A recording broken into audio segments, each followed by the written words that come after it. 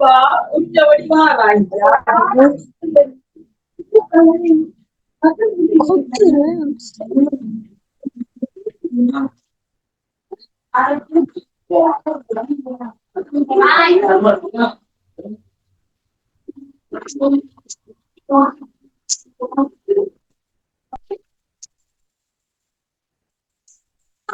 வேணா தாத்தா தூக்கி போடி.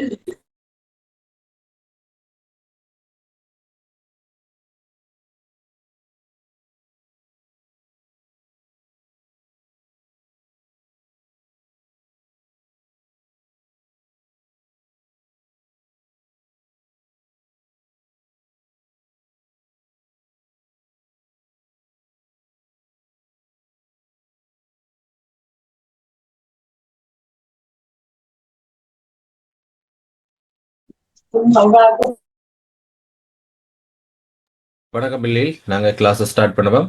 நான் பேச எல்லாரும் கிளியரா விளங்குதா? சவுண்ட் கிளியரா இருக்கா பிள்ளை எல்லாருக்கும்? Okay okay. நேற்று நாங்க கடிதம் பார்த்திருந்த பிள்ளைகள், நேற்று கடிதம் பிறமொழி சொற்கள் பதவியல் என்று சொல்லக்கூடிய 3 அதோட சேர்த்து வாக்கியையும் பார்த்திருந்தோம். இதுல ரெஜிஸ்ட்ரேஷன் இன்னும் முடிக்காம இன்டர்நெட்ல இன்னும் ஜாயிண்ட் ஆகாம இருக்கிறவங்க யாருன்னு கொஞ்சம் ஆன்சர் பண்ணுங்க பிள்ளை. இன்னும் வெப்சைட் உங்களுக்கு கிடைக்கலன்னு சொல்றவங்க கொஞ்சம் எனக்கு ஆன்சர் பண்ணுங்க. ஓகே, ஃபாத்திமா. ஓகே, தேஜஸ். ஓகே, வேற விகாஸ் சரி, கேசாயினி, ருசைகா உங்களெல்லாம் சரியா? ஹயா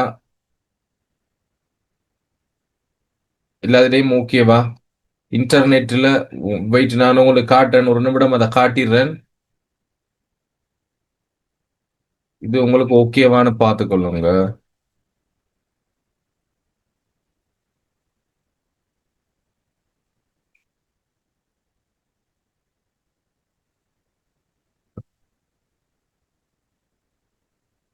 இது உங்களுக்கு ஓகே இல்லைண்டா எனக்கு உடனே பேசுங்க பிள்ளைகள், அப்பதான் நான் ரெக்கார்டிங்கை செஞ்சு கொள்ளையிலும் உங்களுக்கானது. ஸோ நீங்கள் ரெஜிஸ்ட்ரேஷன் பண்ணணும் என்றால் புதுசாக லாஸ்ட்டாக ஜாயின்ட் ஆனவங்க கொஞ்சம் பார்த்துக்கொள்ளுங்க. உங்களுக்கு aharandines.lk சொல்லி கூகுளில் அடிச்சிங்கன்னா இந்த வெப்பேஜ் வரும். அதில் இந்த பாருங்க ப்ரொஃபைல் இருக்குது, அந்த ப்ரொஃபைலை கிளிக் பண்ணுங்க.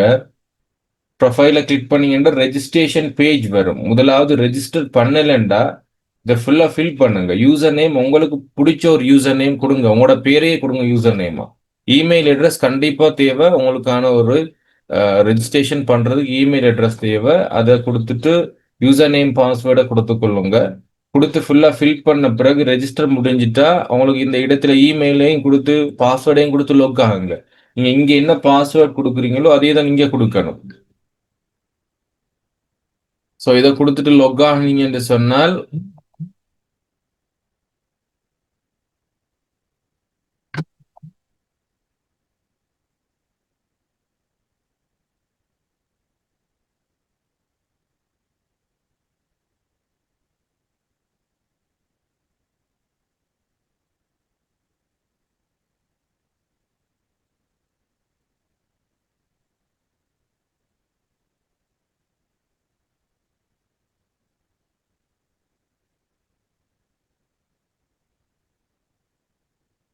ஓகே. இப்போ உங்களுக்கு உங்களோட ப்ரொஃபைல் ஒன்றா இருக்கும். இந்த ப்ரொஃபைல்ல பாருங்க பிள்ளைகள், கீழே உங்களோட கோர்ஸ் காட்டுதான்னு சொல்லி, உங்களோட கோர்ஸ் வந்து இங்க கீழே காட்டுதான்னு சொல்லி நீங்க பாருங்க. ஸோ இப்படி காட்டுனுச்சுண்டா ஓகே. அப்படி இல்லைன்னு சொன்னால் எங்களுக்கு இங்கேயும் போய் பார்த்து கொள்ளலாம். ஹோம் பேஜில் போய் ஹோம் பேஜில் உங்களுக்கு முதல் 2 கோர்ஸும் இங்கே இருக்கும். இதில் ரீட் மோர் கொடுத்தாலும் உங்களுக்கு பார்த்து கொள்ளையிலும் உங்களுக்கான கோர்ஸ் பேப்பர் கிளாஸ் வருது இல்லை. இல்லை கண்டினியூ என்று சொல்லி இருந்தா ஓகே. இல்லை உங்களுக்கு வந்து பே என்று காட்டுதென்றால் நீங்கள் பே என்றதை கொடுத்தாலும் ரெஜிஸ்ட்ரேஷன் பேஜுக்குள்ள தான் உங்களுக்கு போகும். ஸோ இதில் உங்களுக்கு இதெல்லாம் ஒர்க் ஆகுதான்னு பார்த்துக்கொள்ளுங்க. ஸோ இதில் உங்களுக்கு பாடங்களை போட்டு கொண்டு வரணும் இப்போதான். ஸோ 4வது நாளெல்லாம் டிக் ஆகிருக்கணும். ஸோ இதில் உங்களோட கிளாஸுக்கானது போட்டிருக்கேன். ஸோ பாருங்க, இது குரூப் 1க்கானது. குரூப் 1 கிளாஸ் வந்து இங்கே குரூப் 1 ரெக்கார்டிங்னு போட்டிருக்கிறேன். ஸோ அதுக்கான டேட்டும் போட்டிருக்கிறேன். இது குரூப் 2 கிளாஸ். இதை பாருங்க, இந்த குரூப் 2 ரெக்கார்டிங் என்று சொல்லி போட்டிருக்கிறேன். 10ஆம் மாதம் 9ஆம் தேதி நடந்தது. ஸோ இதுல உங்களுக்கான ஒவ்வொரு டேட்டுக்கும் பார்த்து கொண்டு வரையிலும்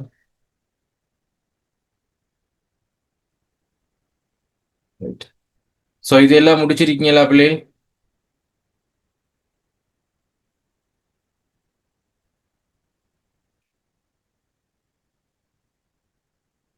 ஓகே, இது யாரும் முடிக்கலண்டா முடிச்சு கொள்ளுங்க. வெயிட் முடிச்சுக்கோங்க.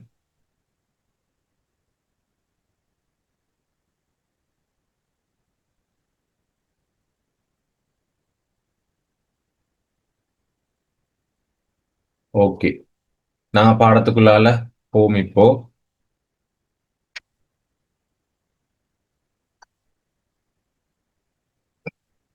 கம்ப்யூட்டர் சிறுகதை என்று சொல்லக்கூடிய பகுதியில நாங்க இன்றைக்கு இணைஞ்சிருக்கிறோம். குரூப் 1ல உள்ளவங்க ஒரு சிலர் இணைஞ்சிருக்கீங்க. பார்த்துக்கொள்ளுங்க. குரூப் 1ல இருக்கவங்க யாரெல்லாம் இருக்கீங்க? குரூப் 1ல இருக்கவங்க மட்டும் ஆன்சர் பண்ண மொபைல் பார்ப்போம். 30 நாள் கோர்ஸ் குரூப் 1ல இருந்தவங்க கிடையாது. ஓகே, இப்போ நாங்க முழுமையாக இந்த கம்ப்யூட்டர் சிறுகதை என்று சொல்லக்கூடிய ஒன்றை பார்க்க போறோம். கம்ப்யூட்டர் சிறுகதையை ஃபுல்லா வாசிச்சுட்டு அதுக்கப்புறமா அதுக்கான வினாவிடைகளை பார்ப்போம். இன்னைக்கு கம்ப்யூட்டர் சிறுகதையோட சேர்த்து சுருக்கமும் ஒரு பகுதி போட்டிருக்கிறேன். பட் நாங்க நாளைக்கே சுருக்கத்தை பார்ப்போம். சுருக்கமும் வேற்றுமை. கம்ப்யூட்டர் சிறுகதை என்னுடைய ஆசிரியர் ஆனா முத்துலிங்கம் அவர்கள். இவர் கொக்குவில் என்ற இடத்தை பிறப்பிடமாக கொண்டிருக்கிறார். 1937ஆம் ஆண்டுல பிறந்த ஒருத்தர். சோ இவருடைய இந்த கம்ப்யூட்டர் சிறுகதை என்று சொல்லக்கூடியது யோசிச்சு பாருங்க. 1937ஆம் ஆண்டு பிறந்தவர். விஞ்ஞான பல்கலைக்கழகத்தில் 1959ஆம் ஆண்டு விஞ்ஞானமானி பட்டத்தை இவர் பெற்றிருக்கிறார். 1964 65ஆம் ஆண்டு காலகட்டம். ஸோ இந்த காலகட்டத்துக்கு பிறகுதான் இவர் பெரும்பாலும் கல்வித்துறை சார்ந்த அதுல ஒர்க் பண்ணியிருக்கிறார் பல இடங்கள்ல. 1965ஆம் ஆண்டு கொழும்புல பட்டய கணக்காளராக இருந்திருக்கிறார். 1990 வரை 18 வருடங்கள் ஐக்கிய நாடுகள் சபை நிறுவனத்தினுடைய உலக வங்கியில கணக்காளராக பணிபுரிஞ்சிருக்கிறார். ஐக்கிய நாடுகள் சபையில பணிபுரிஞ்ச ஒரு நபர். சோ இவருக்கு 1990ஆம் ஆண்டு காலப்பகுதி. இவர் பிறந்தது 1937. இப்போ யோசிச்சு பாருங்க, இண்டையில இருந்து கிட்டத்தட்ட 100 வருடங்களுக்கு முன்னாடி. சோ கிட்டத்தட்ட 100 வருடம், 90 வருடங்கள் வச்சுக்கொள்வோம். இன்னைக்கு 2025 26 36 கிட்ட 90 வருடங்களுக்கு முன்னாடி பிறந்த ஒரு நபர் அவருடைய அந்த வாழ்க்கை அனுபவத்தில 50 60களின் பிற்பட்ட காலத்துல கம்ப்யூட்டர் பற்றியான நாலேஜ் அப்படிங்கிறது அப்பதான் எங்களுக்கு ஆரம்பமாகுது. அவர் கம்ப்யூட்டர் பற்றியான ஒரு அந்த அனுபவம் இல்லாம அவர் இருந்த அனுபவத்தை அங்க எடுத்து சொல்லியிருக்கிறார். அது 90 80களில் கம்ப்யூட்டரை பற்றி தேடி படிக்கிறதெல்லாம் கொஞ்சம் கஷ்டம் தான். கம்ப்யூட்டர்ல என்றால் எல்லா வீடுகளையும் இருக்காது. 1000 2000 வீடுகளுக்கு ஒரு வீட்டுல தான் கம்ப்யூட்டர் இருக்கும். 2000 சொல்ல முடியாது. 10,000 20,000 வீடுகளுக்கு ஒருக்காதான் கம்ப்யூட்டர் இருக்கும். ஏன்னா போனே பெரும்பாலும் அங்க இல்ல. கையடக்க தொலைபேசியோ அல்லது தொலைபேசியை பெரும்பாலும் பார்க்க முடியாத ஒரு காலகட்டம். 2000க்கு முற்பட்ட காலகட்டம், 2000க்கு முன்னுக்கு. அப்படிப்பட்ட ஒரு காலகட்டத்துல வாழ்ந்த முத்துலிங்கம் அவர்கள் கம்ப்யூட்டர் பற்றியான சில விடயங்களை சொல்றார். சோ கதையை கேட்டுக்கொண்டிருங்க. முழுவதுமாக நான் சொல்லி முடிச்சிடுறேன். வாசிக்க போறதில்ல, கற்றை விளங்கப்படுத்திட்டு போறேன். ஓகே இப்பதான் ஆரம்பிக்கிறோம் பிள்ளைகள், பார்த்துக்கொள்ளுங்க. இப்பதான் ஸ்டார்ட் பண்ற கதை. அதனுடைய பார்வை எனக்கு துண்டாய் பிடிக்கவில்லை அப்படிங்கிற மாதிரி முதலாவது ஆரம்பிக்கிறார். சோ அது இருந்த விதம், அந்த கம்ப்யூட்டர் அவருக்கு ரொம்ப வெறுப்ப காட்டுறதாக சொல்றார். ஏன்னா அது மேசை மேல சவடாலாக பரப்பி கொண்டு கல்லூலி மங்கன் அப்படின்னு சொல்றாங்க. கல்லூலி மங்கன் அப்படிங்கிறது என்ன அப்படின்னா, அந்த எதையுமே உள்ளால வச்சு கொண்டு. இல்ல கூடாத வார்த்தை இல்ல பிள்ளை. கல்லூலி மங்கன் அப்படிங்கிறது வேற. பட் இங்க பயன்படுத்துறது வேற. கல்லூலி மங்கன் அப்படிங்கிறது கல் உளி மங்கன் அப்படிங்கிற ஒரு 3 வார்த்தை. கல்லை உளியால் செதுக்கக்கூடிய ஒருத்தன் அப்படின்னு சொல்றதான் அதுக்கு சரியான வேர்ட். பட் இங்க வேற மாதிரி. கல்லூலி மங்கன்கிறது ஒரு விடயத்தை மறைத்து வைத்துக் கொள்பவன் என்ற பொருள். சோ அவன் என்ன செய்யறான் அப்படின்னா, சப்பளித்து போய் உட்கார்ந்து இருக்கிறான். என்னத்துல இந்த மேஜை மேல கொஞ்சம் சவடால் என்ற திமிரு என்ற அர்த்தம். கொஞ்சம் திமிராக இந்த கம்ப்யூட்டர் உட்கார்ந்து இருக்கிறதாக சொல்றாங்க. இதுல ஆண் பெண் அப்படிங்கறதெல்லாம் இருக்கு அப்படிங்கறதெல்லாம் எனக்கு இதுவரைக்கும் தெரியாது அப்படிங்கிறாரு. கம்ப்யூட்டர்ல ஆண் பெண் பேதம் இருக்குதா அப்படிங்கறதெல்லாம் கணநாளாக தெரியாத ஒரு நபராகத்தான் இங்க இருக்கிறார். அப்படி ஒன்று இல்லை, பட் சொல்றான். அப்ப அதை கண்டுபிடிக்கிறதுக்கான குறிக்கு வழிகள் எதை என்பதையும் யாரும் இவருக்கு சொல்லித் தரல. பட் ஒரு சில நிபுணர்கள் என்ன செய்வாங்கன்றா, அதை பார்த்த உடனேயே இது பெண் கம்ப்யூட்டரா அப்படி இல்லைன்னா ஆண் கம்ப்யூட்டரா அப்படிங்கிறத கண்டுபிடிச்சிருவாங்க. பெண் கம்ப்யூட்டர் அப்படின்னா ஆண்கள் அவங்கள முன்னில ஓகேப்பா ஓகே நல்ல சொல்லி முடிச்சிடுறேன். திப்புசான் கொஞ்சம் வெயிட் பண்ணுங்க, ஃபுல்லா கதையை முடிச்சிடுறேன். ஓகே, அப்போ இது ஒரு ஆண் கம்ப்யூட்டரா பெண் கம்ப்யூட்டரா அப்படிங்கிறது அவருக்கு தெரியல. பெண் கம்ப்யூட்டர் அப்படின்னா அவங்கள வழுக்கி கொண்டு வர்றதுக்கு நிறைய நாள் ஆகும். அது பிகு செய்து கொண்டே இருக்குமா. ஆனால் பெண் கம்ப்யூட்டர் அணைச்சிருச்சு, எங்களோட ஒன்றித்து விட்டுருச்சு அப்படின்னு சொன்னால் அதை எங்களிருந்து பிரிக்கிறதுங்கிறதோ அல்லது எங்களிருந்து அதை ஏன்னா விசுவாசமாக இருக்கக்கூடிய ஒன்றாகத்தான் எங்களுக்கு அது இருக்குது. ஆனால் ஆண் கம்ப்யூட்டர் அப்படிங்கிறது அப்படி இல்லை. ஆரம்பத்துல அளவுக்கு அதிகமாக ஒத்துழைக்கும். போக போக என்ன செய்யும் என்று சொன்னால் அது கால வாரி விட்டும். முன்பின் தெரியாத விவகாரத்துல இப்படி மாட்டிக்கொண்டோமே என்று நொந்து கொண்டேன். ஒரு திடீர் உந்துதலாகத்தான் கம்ப்யூட்டர் ஒன்று வாங்குவதாக முதல் நாள் இரவு எங்கட வீட்டுல நிச்சயிக்கிறாங்க. முதல் நாள் இரவு என்ன செய்யறாங்க அப்படின்னா கம்ப்யூட்டர் ஒன்று வாங்குறதாக முடிவு செய்யப்பட்டிருக்குது. முதல் நாள் இரவு தான் முடிவு பண்ணாங்க.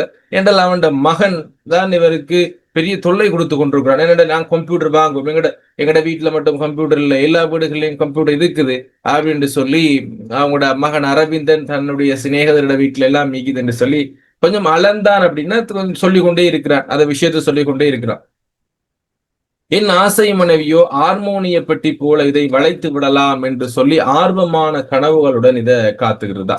இது வெண்டைக்காயா, நுனியை முறித்து பார்த்து வாங்க. கம்ப்யூட்டரை முந்தி பார்த்து வாங்கி எல்லாம் அனுபவம் இல்லை. கடைக்காரனுடைய முகலாவண்யம் யாரு, அந்த கம்ப்யூட்டர் விற்கிறவனுடைய முகலாவண்யம் பார்த்து கம்ப்யூட்டரை வாங்குறதுக்கு எல்லாம் எங்களுக்கு இயலாது. அவருடைய முகலாவண்யம் அப்படி இல்லை, ஆசை கூட்டக்கூடிய ஒன்றெல்லாம் இல்லை, கொஞ்சம் வீரியம் நிறைந்தவனாகத்தான் இருக்கிறார்.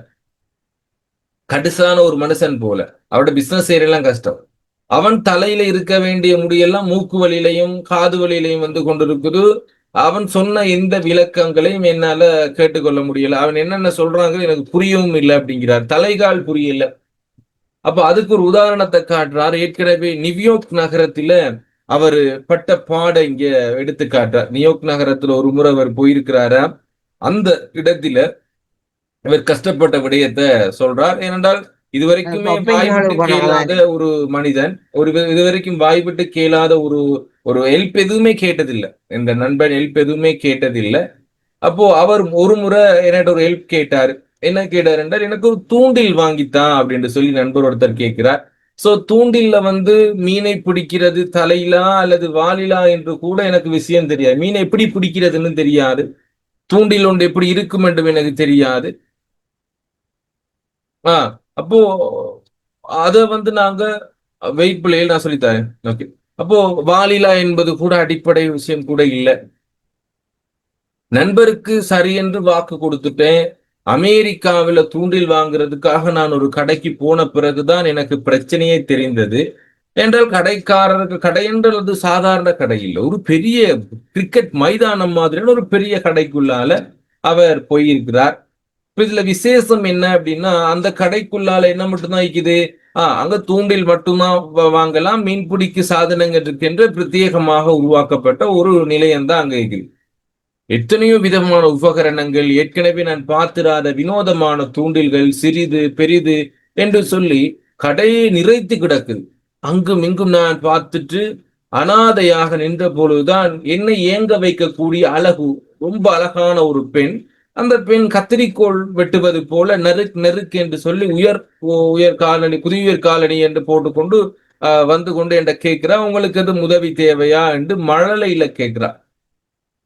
நான் இப்போ அந்த பெண்ணிடம் வந்த விஷயத்த சொன்னேன், இப்பதான் சொல்றேன். அவளுடைய முதலாவது கேள்வி என்ன அப்படின்னா, அவங்களுக்கு எப்படிப்பட்ட தூண்டில் வேணும், வலது கையில பிடிக்கிறதுக்கா இடது கையிலையா? அப்ப யோசிக்கிறான், அப்படியா சங்கதி என்று சொல்லி இவர் நினைச்சு கொண்டு முதலாவது பதில் சொல்றார், வலது கையில பிடிக்கிறதுக்கு என்று சொல்றார். இரண்டாவது கேள்வி கேட்கிற, ஆற்றில பிடிக்கணுமா கடல்ல பிடிக்கவா? இப்போ என்னடா இது வில்லங்கம் நினைச்சு கொண்டு யோசிச்சுக்கிட்டு இருக்கப்ப அடுத்த கேள்வி கேட்கிறார், ஆழ்கடலா கரை உரத்திலா, நின்று கொண்டு பிடிப்பதற்கா அல்லது இருந்து கொண்டு பிடிப்பதற்கா? நான் தியானத்தில் இருந்த போது மிகவும் முக்கியமான ஒரு கேள்வி கடை வீசினால், நீ சிறுவனா இளைஞனா அல்லது முழு மனிதனா என்றார். நான் என்னுடைய நண்பரினுடைய உடல் வாகை அவர் பெரியவரா எப்படி இருப்பார் என்று அளவெடுத்து கொண்டு முயற்சிக்கிற பொழுது இப்படியாக அவள் கேள்விக்கு மேல் கேள்வியாக கேட்டுக்கொண்டே இருக்கிறார். நின்று கொண்டு குடிப்பதற்கா அல்லது அமர்ந்து கொண்டு குடிப்பதற்கா, படகுல போய் பிடிக்கிறதுக்கா என்றார். மரியாதை நிமித்தமாக ஒண்ணு கேட்கல. என்ன கேட்கல? சிறுநீர் பெய்து கொண்டு பிடிப்பதற்கா என்பதை கேட்கவில்லை என்று நினைக்கிறேன். மரியாதைக்காக கேட்கல என்று நினைக்கிறேன். சிறிய மீனா பெரிய மீனா, எவ்வளவு இடை தாங்குற தூண்டில் உங்களுக்கு வேணும், இது மாதிரியாக என்று முன்ன அப்படின்னா இப்ப நான் சொல்ல அப்படின்னு சொல்லும் இல்ல, அந்த என்னும் முன்னே 700களும் என்று சொல்றதுக்கு முன்னாடி 1000 கேள்விகளையும் கேட்டு முடிக்கிறப்போ இவளுக்கு தலை சுற்றி ஆகிருச்சு. சோ அதுக்கும் ஒரு உதாரணத்தை சொல்றாரு. டிக்கெட் வேண்டாம் கைய விடு என்று ஆகிவிட்டது. அது வெலிங்டன் தியேட்டர், யாழ்ப்பாணத்துல இருக்கக்கூடிய வெலிங்டன் தியேட்டருக்குள்ளால இங்க ஒரு ஓட்டை இருக்கும். பிள்ளைகள் தியேட்டருக்கு போயிருந்தா தெரியும். இப்போ பழைய தியேட்டர்களுக்கு எல்லாம் போனா இங்க ஒரு சின்ன ஒரு ஓட்டையா தான் இருக்கும் பிள்ளைகள். இந்த ஓட்டைக்குள்ளால இப்ப நாங்க கைய விட்டுறணும். சரியா? கைய விட்ட பிறகு இங்கதான் நான் நின்று கொண்டிருக்கேன்னு வச்சுக்கொள்ளுங்களே. இப்ப நான் இங்க நின்று கொண்டு என்னுடைய ஒரு கையை நான் இங்க நீட்டிட்டேன். ஒரு கையை நீட்டிட்டு நான் இங்க நின்று கொண்டிருக்கிறேன். இப்படி இதுக்கு பின்னாடி இருக்கக்கூடியவங்க எல்லாம் என்ன செய்வாங்க என்றால் நெரிசல் கூட்டமா இருக்கு. ஏன்னா படம் ஆரம்பிச்சிடும். படம் ஆரம்பிக்கிறதுக்கு ஒரு 1 hour 2 hourக்கு முன்னாடிதான் டிக்கெட் கொடுக்க ஆரம்பிப்பாங்க. சரியா? கொஞ்சம் இருங்க பாத்திமா சொல்றேன். எது ஒளி குறிப்பான்னு கேக்குறீங்க. அப்போ இதுக்குள்ளால அந்த டிக்கெட் கவுண்டர்ல இருக்கிறவர் என்ன செய்வாருன்னா உள்ளால இருந்து கொண்டு டிக்கெட் வாங்க வந்தவருடைய கையை நெரிச்சு பிடிச்சு கொள்வா. நெரிச்சு பிடிச்சு கொண்டு அங்க டிக்கெட்டை எழுதுவா. சரியா? டிக்கெட்டை அவர் எழுதி கிழிச்சு கொடுக்க முன்னாடி பின்னாடி இருக்கிறவங்களை என்ன செய்வாங்க என்றால் இவரை நெரிச்சு என்றால் இப்ப இவருடைய கை எங்க மாட்டி இருக்க ஒரு சின்ன சந்துக்குள்ளால மாட்டி நெரிக்கிறப்ப டிக்கெட்டும் வேண்டாம் ஒன்றும் வேண்டாம், என்ன கையை விட்டா போகுண்டா சாமி அப்படிங்கிற மாதிரி சொல்லுவாங்களா. இந்த விடயம் விளங்குனிச்சா பிள்ளைகள்? என்னண்டு விலங்குன ஆன்சர் பண்ணுங்க பிள்ளைகள். இந்த விடயம் மட்டும் விளங்குனிச்சா? இந்த தியேட்டர் கவுண்டருக்குள்ள கையை விட்ட கதை. ஓகே. அப்போ தியேட்டர் கவுண்டர் ஓட்டைக்குள்ள கையை நீட்டினால் டிக்கெட் கொடுப்பவர் கையை கெட்டியாக பிடிச்சி இழுத்துக்கொள்றா. பின்னுக்கு சனம் நெருக்கடியாக இருக்கும். டிக்கெட் கேட்டவருடைய கையை முறிந்து போகும் நிலை. அப்போது இவர் டிக்கெட் வேண்டாம் கையை விடு என்று கத்துவது வழக்கம். அப்படி இவர் என்ன செய்யறார்? ஆளை விடுங்கடா சாமி என்று சொல்லி நியூயார்க் நகரத்தில போய் நின்று கொண்டு யோசிச்சு கொண்டிருக்கிறார். கட்டுச்சோறு கட்டி கொண்டு வந்திருக்கும். கட்டுச்சோறுங்கிறது பார்சல் என்று ஞாபகம் வச்சுக்கொள்ளுங்க.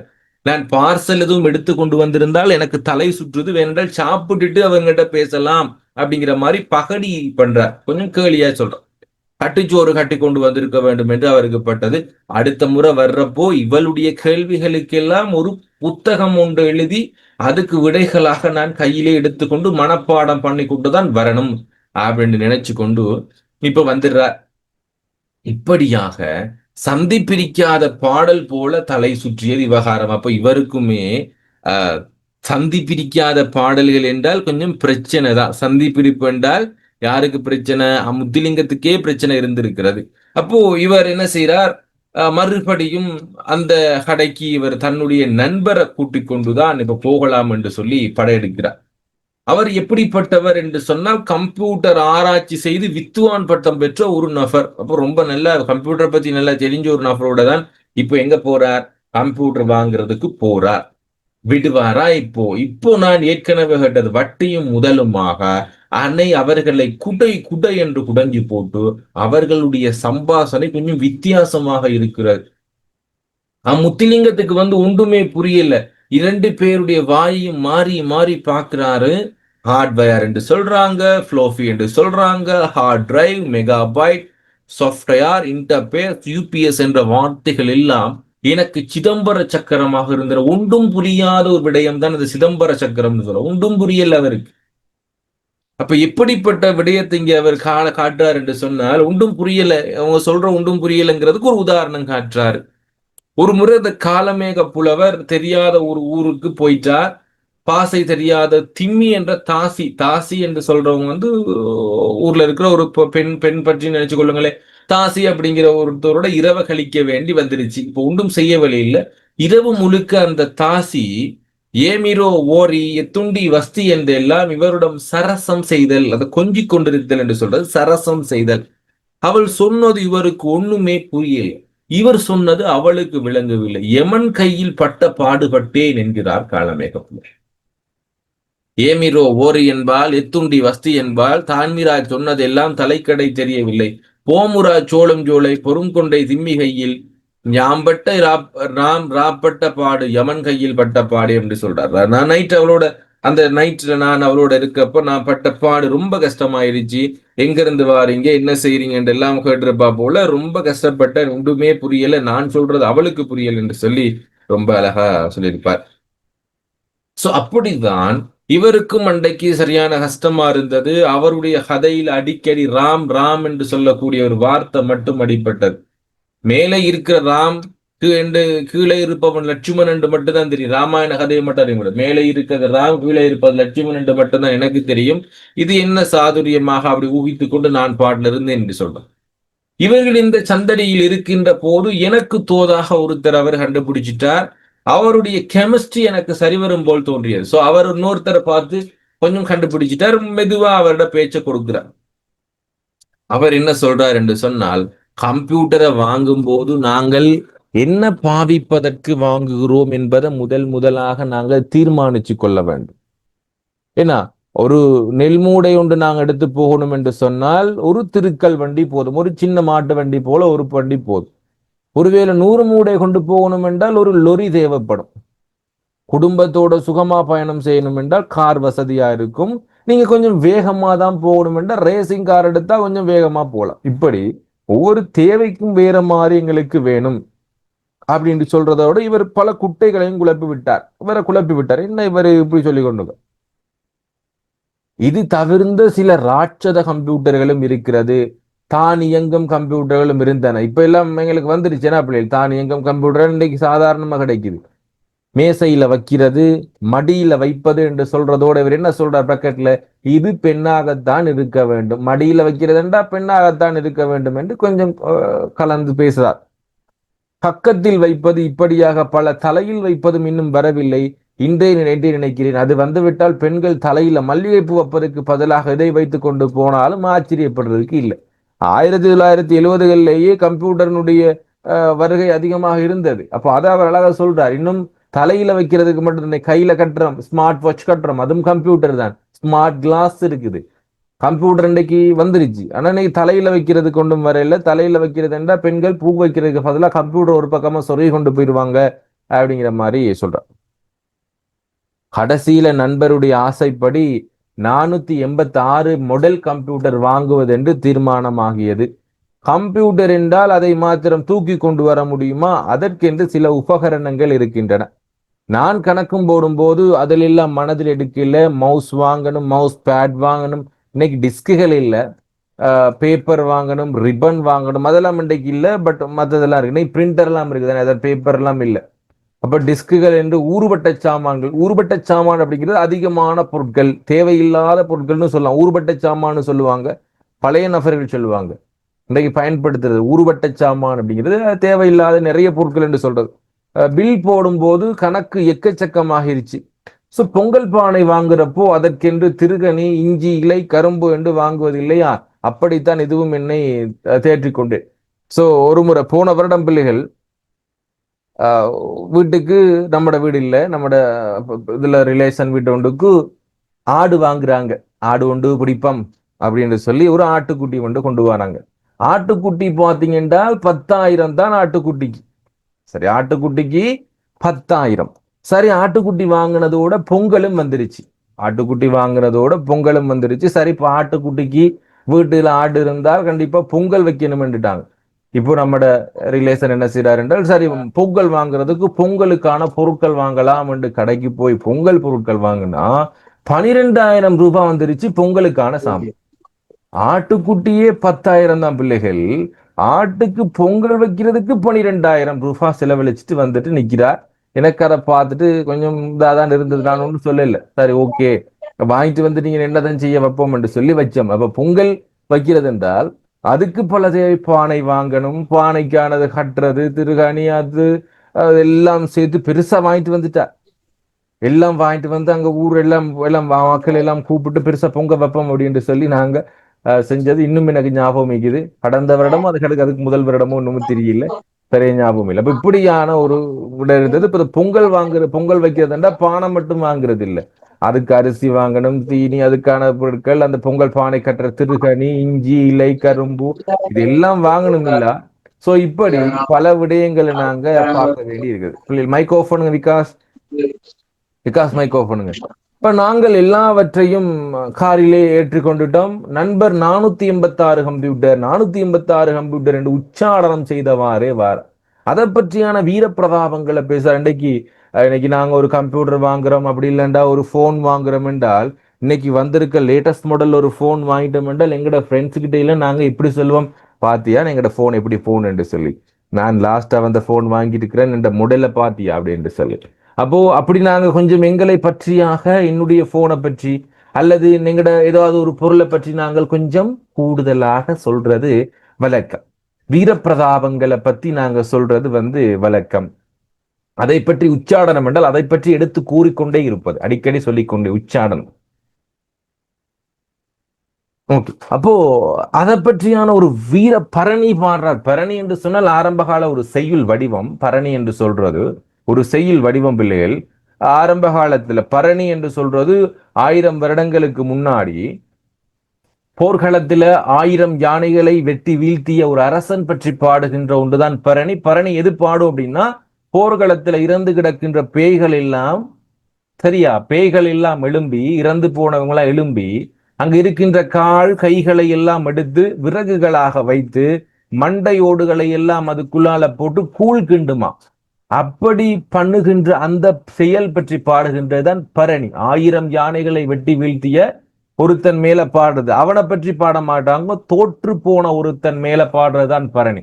இப்போ ஒருத்தர் கரிகால சோழன் வெற்றி பெற்றார் என்றால் அதுக்கு எதிராக இருந்த ஒரு சோழன் தோல்வி அடைஞ்சார் என்றால் தோல்வி அடைந்த மன்னன் பேர்ல தான் பரணி பாடப்படும், தான் பரணி அப்படின்னு இலக்கியம். பட் இங்க அவர் பரணி அப்படிங்கிறத பாடியிருக்கிறாரு. ஒரு சும்மா ஒரு இதுக்காக நாங்கள் பரணி என்றால் ஒரு இலக்கியம் போல அவர் இங்கே சொல்லி கொண்டு வார்.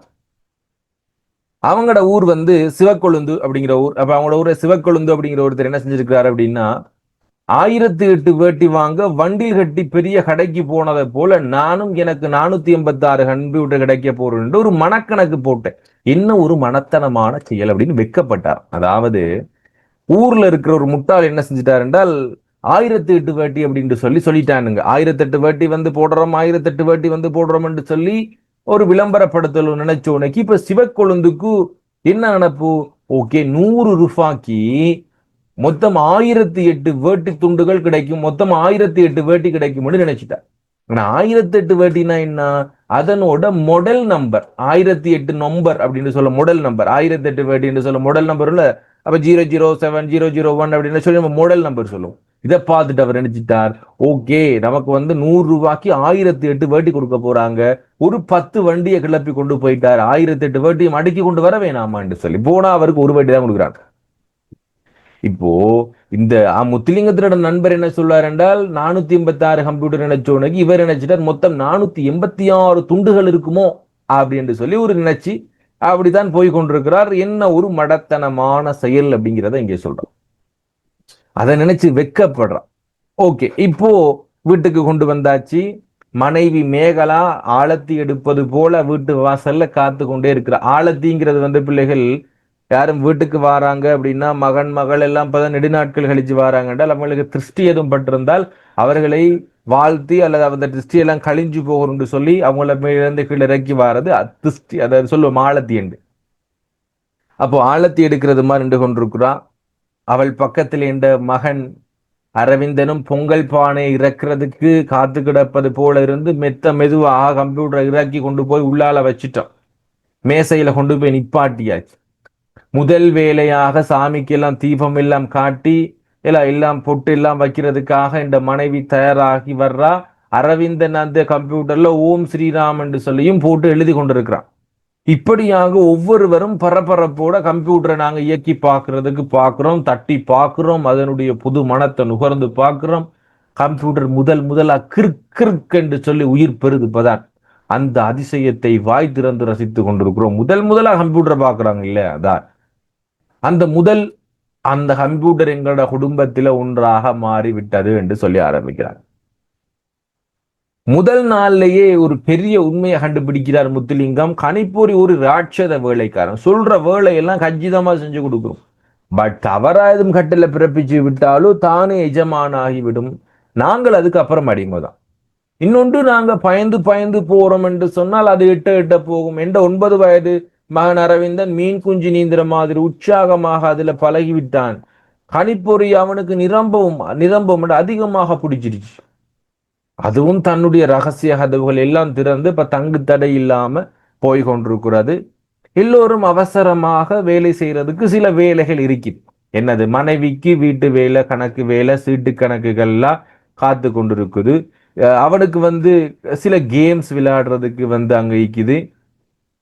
கச்சிதமாக என்று சொன்ன பிள்ளைகள் நாங்க சொல்றது எப்படி சரியாக கச்சிதம். இப்ப இந்த சதுரம் என்றால் இந்த சதுரத்துக்கு கச்சிதமாக இன்னொரு சதுரத்தை நிரப்புங்க அப்படின்னு சொல்றோம். கச்சிதமாக அதுல இருக்கிற கச்சிதம் சரி அளவு என்று சொல்றது கச்சிதமாக. அப்போ படங்கள் கீறதுக்கு கேம்ஸ் பிள்ளைங்களப்பா கச்சிதமான பெர்ஃபெக்ட்டா பெர்ஃபெக்ட் சொல்லலாம். அப்படி சொல்லலாம். பெர்ஃபெக்ட் என்று சொல்லும். பெர்ஃபெக்ட்டா இதுக்கு ஃபிட் ஆகுற மாதிரி. ஓகேமா. அப்போ எல்லாத்துக்கும் ஒவ்வொரு வேலை இருக்கு. படங்கள் கீறதுக்கு, கேம் விளையாடுறதுக்கெல்லாம் வேலை எடுக்குது. இந்த மகன் பறக்குறான். அப்ப ஆரம்பத்துல கம்ப்யூட்டரை பார்த்த அன்னைக்கு எல்லாருக்கும் என்ன ஆசை என்றால் நல்ல கேம்ஸ் விளையாடலாம் அப்படின்ற ஆசை. ஸோ அப்படி இவன் கேம்ஸ் விளையாடுறதுக்கு பறந்து கொண்டிருக்கிறான். அரவிந்தருடைய நண்பர்கள் எல்லாம் அடிக்கடி போக ஆரம்பிக்கிறாங்க அவட வீட்டுக்கு. கம்ப்யூட்டருடன் அவர் பொழுதும் முக்காலும் அங்கேயே கழிஞ்சு போகுது. புது கேம்ஸுகளை பண்டமாற்றம் செய்யறாங்க. ஒரு கேம் கொடுத்து இன்னொரு கேம் வாங்குறாங்க. கை தேர்ந்த நிபுணர்கள் போல புதிய தலைமுறை கணனியை பற்றியெல்லாம் பல பட்டிமன்றங்கள், விவாதங்கள் எல்லாம் நடத்தி பேசிக்கொள்றாங்க. இந்த கம்ப்யூட்டர் அப்படி இல்லை, இதுல இவ்வளவு ப்ரோக்ராம்ஸ் இருக்குது, ரம் இவ்வளவு வேலை செய்ய முடியும் என்று பட்டிமன்றங்கள். இந்த மனைவியின் பொழுதுபோக்கு எல்லாம் இப்ப திசை மாறி போயிருச்சு. வீட்டு கணக்கு விவரங்கள் எல்லாம் இப்ப கணிப்பொறியில தான் பதிஞ்சு வைக்கிறா. அடிக்கடி அவளுக்கு இப்போ தொலைபேசி எல்லாம் வருது. அப்ப என்ன சொல்றான், சிநேகிதி ஒருத்தர்கிட்ட கேட்டப்ப கொஞ்சம் மீது நான் இந்த கம்ப்யூட்டர்ல பார்த்து சொல்றேன் அப்படின்னு சொல்றான். பட்டிமன்றம் என்றா பிள்ளைகள் விவாதம் என்ற அர்த்தம். விவாதம் போல அப்படி தொலைக்காட்சியெல்லாம் பார்த்துருப்பீங்களே பட்டிமன்றங்கள், நெட்ல கொஞ்சம் அடிச்சு பாருங்க. விவாதம் இந்த பக்கம் ஒருத்தர் விவாதம் மாதிரிதான் பிள்ளைகள், அதுவும் பட்டிமன்றம் என்று சொல்ற. புதிதாய் பிறந்த குழந்தை வீட்டை அடியோடு மாற்றுவது போல இந்த கணிப்பொறி, அதாவது உங்களோட வீட்டுல இதுவரைக்கும் இருந்த சூழ்நிலையை மாற்றி ஒரு குழந்தை பிறந்துருச்சுன்னா அந்த சூழ்நிலை மாறிடும். இதுவரைக்கும் சத்தம் போட்டு கொண்டு வருவாங்க, வீட்டுல கட்டே இங்க வாடா அப்படின்றலாம் சத்தம் போட்டு வருவாங்க. ஆனா ஒரு வீட்டுல குழந்தை பிறந்துருச்சுன்றால் கொஞ்சம் அமைதியா பேசுங்க, பிள்ளை எழும்பிடும் அப்படின்ட்டு சொல்லுவாங்க. இப்போ அந்த குழந்தை அந்த வீட்டு அடியோட மாற்றி விட்டது. ஆக அது போலதான் இந்த கம்ப்யூட்டரம் தன்னுடைய அந்த நிலையை மாற்றிருக்கிறது, குடும்பத்தினுடைய நிலையை மாற்றிருக்கிறது, பெரிய திருப்பத்தை கொண்டு வந்துருச்சு. நாங்கள் ஒருவருடன் ஒவ்வொரு கம்ப்யூட்டர் பாசையிலே இப்ப பேசி பழகிறதுக்கு ஆரம்பிக்கிறோம். பள்ளிக்கு எடுத்து போக மகனுக்கு சாப்பாடு தரும் அம்மா கிவ் மீ மெகாபைட் என்று சொல்லி இவன் கத்திரான். கொஞ்சம் தாங்க, கூடுதலா கூடாது. மனைவிடன் வேறு விதமாக வழிபடும். மேகலா என்ற பேரை இப்போ அவ மெகா என்று தான் கூப்பிடுறதுக்கு விரும்புறா. காரணம் தெரியாமல் இதயத்துல ஏதோ சந்தோஷம் வரும். அதே நேரத்தில் இந்த விரல்கள் சில்லென்று விழுந்து அவளுடைய இடையை தொட்டு பார்க்கும். நலிப்பு காட்டி கொண்டே மெல்ல ஓடி விடுவாள். இட்டத்தில் என்று கொண்டு பிரஸ் எனிக்கி டு என்டர் என்று சொல்லி கொஞ்சம் ஓடுவதற்கு தயாராக நிற்பார். நான் எட்ட பிடித்து if you want escape press year என்று சொல்லி உதட்டை தொட்டு காட்டுவேன். இந்த நேரங்களில் எல்லாம் புதிய அந்நியோன்யம் எங்கட குடும்பத்தில பரவியது போல எனக்கு பட்டது. அந்யோன்யம்ங்கிறது பிள்ளைகள் அந்த குடும்பத்தில் இருக்கக்கூடிய ஒளிவு மறைவின்மை. அந்யோன்யம் ஒரு ஆணுக்கும் பெண்ணுக்கும் இருக்கிறான இந்த ஒளிவு மறைவற்ற நிலை அப்படின்னு சொல்றது அந்யோன்யம், ஒரு பாசமான தன்மை என்று சொல்றோம். ஸோ குடும்பத்தில் இப்போ ஒரு சந்தோஷமான நிகழ்வு, கம்ப்யூட்டர் வந்துட்டது, கொஞ்சம் மாறுது வீடு. சமயங்களில் அரவிந்தா அரவிந்தா இஞ்சேவா என்று சொல்லி ஆதி மூலத்தை யானை கூப்பிடுறது போல இவள் ஓன விட்டு கூப்பிட்டு கொண்டே இருப்பா. கம்ப்யூட்டர்ல இந்த கூட்டலை தப்பா போட்டிருக்கு, கொஞ்சம் பார் என்று சொல்ல அந்த கணக்குகளை எல்லாம் பார்த்து சும்மா சும்மா ட்ரபல் கொடுக்காதீங்கம்மா என்று சொல்லியும் இவன் அந்த சில்லறை தகராற கூட அரவிந்தன் செய்துதான் கொடுக்கிறான். இப்படியாக அந்த கணனி பொறியின் வருகைக்கு பிறகு எங்கட வீடு விஞ்ஞான துள்ளல் துள்ளி வேகமாக முன்னேறி கொண்டிருக்கிறது. அப்போ கம்ப்யூட்டர் வந்த பிறகு எங்கட வீட்டில ஒரு மாற்றம் நிகழ்ந்திருக்கிறது. விஞ்ஞான துள்ளல் என்று சொல்றார். ஒரு மாற்றம் நிகழ்ந்து நாங்க முன்னேறி கொண்டே வர்றோம் என்று சொல்றோம். கனநாளாக ஒரு சிறுகதை அவருடைய மனதில ஊற போட்டு கொண்டு கிடக்கிறது. இப்போ முட்டியில கல்லு பொங்குறது போல அது பொங்கி கொண்டு வருது. இனியும் எழுதாமல் தாமதிக்க இயலாது. ஏன்னா இப்ப இந்த முட்டியில ஏதோ ஒன்று வச்சிருக்கிறாங்க, கல்லு போல இருக்கு, அந்த கல்லு வந்து இங்க போட்டு அது பொங்கி கொண்டு இருக்குதாம். அதை வச்சம் என்றால் இனிமே ஒன்றும் தாக்கு பிடிக்க முடியாது என்று சொல்லி அவர் சொல்றார். இனி எழுதியே ஆகணும். என்ன கதை என்று பார்த்தா, ரெண்டு காதலர்களை பற்றியது அந்த கதை. காதலித்து காதலிக்கு மாற்றல், டிரான்ஸ்ஃபர், மாற்றல் டிரான்ஸ்ஃபர் கிடைக்குது. அப்ப பிள்ளை ஜாயிண்டாங்க, ரீஜாயிண்டாங்க, கட்டானா வேகமா ரீஜாயிண்டாங்க. மாற்றல் கிடைத்தது, இன்னொரு ஊருக்கு போய் விடுகிறார். தொலை தூரத்துக்கு போனாலும் அவளுடைய காதல் வந்து இப்ப கடிதம் மூலமாகவும் தொலைபேசி மூலமாகவும் சூடு குறையாமல் வளர்கிறது. புது ஊரில் காதலிக்கு இன்னொரு ஒருத்தரோட மையல் ஏற்படுகிறது. பழைய காதலன் அவளை நம்பி நம்பி தபால் நிலையத்துக்கும் தொலைபேசி அலுவலகத்துக்கும் காசப்ப கரியாக்கி கொண்டு விரயம் செய்து கொண்டிருக்கிறார். அவளுடைய தொலைதூர காதல் தொலைந்து விடும் அபாயத்தில் இருந்தது. கதைக்கு நான் தொலை என்றே தலைப்பு கொடுத்தேன். ஓகே பிள்ளை, ரீஜாயின்டாங்க, நாங்க பார்ப்போம். ஓகே, அப்போ இவருடைய அந்த தொலை என்று சொல்லக்கூடிய காதல் தொலைந்து போற மாதிரி இருக்குது. காதலி வேறொரு பொடியனோட அங்க காதலிக்க ஆரம்பிச்சுட்டா. இந்த படியன் தபால் நிலையத்துக்கும் தொலைபேசி அலுவலகத்துக்கும் போய் கொண்டே இருக்கிறான். சிறுகதையாக தொடங்கி நெடுகதையாக வளர்ந்து விட்டது. 6000 வார்த்தைகளுக்கு இடையில மடக்கி வைத்திருக்கிறேன். நான் நினைத்ததிலும் பார்க்க கதை ரொம்ப நல்லா வந்திருக்குது. வர்ணனைகளையும் புது புது புயலை கிளப்பி விடும் என்று நான் எதிர்பார்த்தேன். இதிலே ஒரு வசதி என்ன அப்படின்டா, கம்ப்யூட்டர்னுடைய விடயங்கள் சொல்ல வசதி என்னண்டா, கணிப்பொறியில காகிதம் வந்து மிச்சப்படுறது. சுற்றுச்சூழலுக்கு வந்து எவ்வளவோ, சுற்றுச்சூழலுக்கு எவ்வளவோ நன்மை. கையில எழுதுவது போல அடிச்சு அடிச்சு எழுதி திருத்தங்கள் எடுத்து காகிதத்தை வீணாக்கி ஒன்றும் தேவையில்லை. எல்லாம் திருத்தங்களையும் கம்ப்யூட்டர்ல ஒரே அடியா செஞ்சிடலாம். எத்தனையோ மரங்கள் எல்லாம் இப்ப பெருமூச்சு விட்டு கொண்டிருக்கும், நிம்மதி பெருமூச்சு. ஒரு நாள் ஒரே மூச்சில் 8 பக்கங்கள் அடிச்சு முடிச்சிருந்தேன். வேண்டிய திருத்தங்களை கணிப்பொருளையே செய்து கொண்டேன். எளிது அடித்து அடித்து கைமுறியும் அவசியம் எல்லாம் இப்போ இல்லை.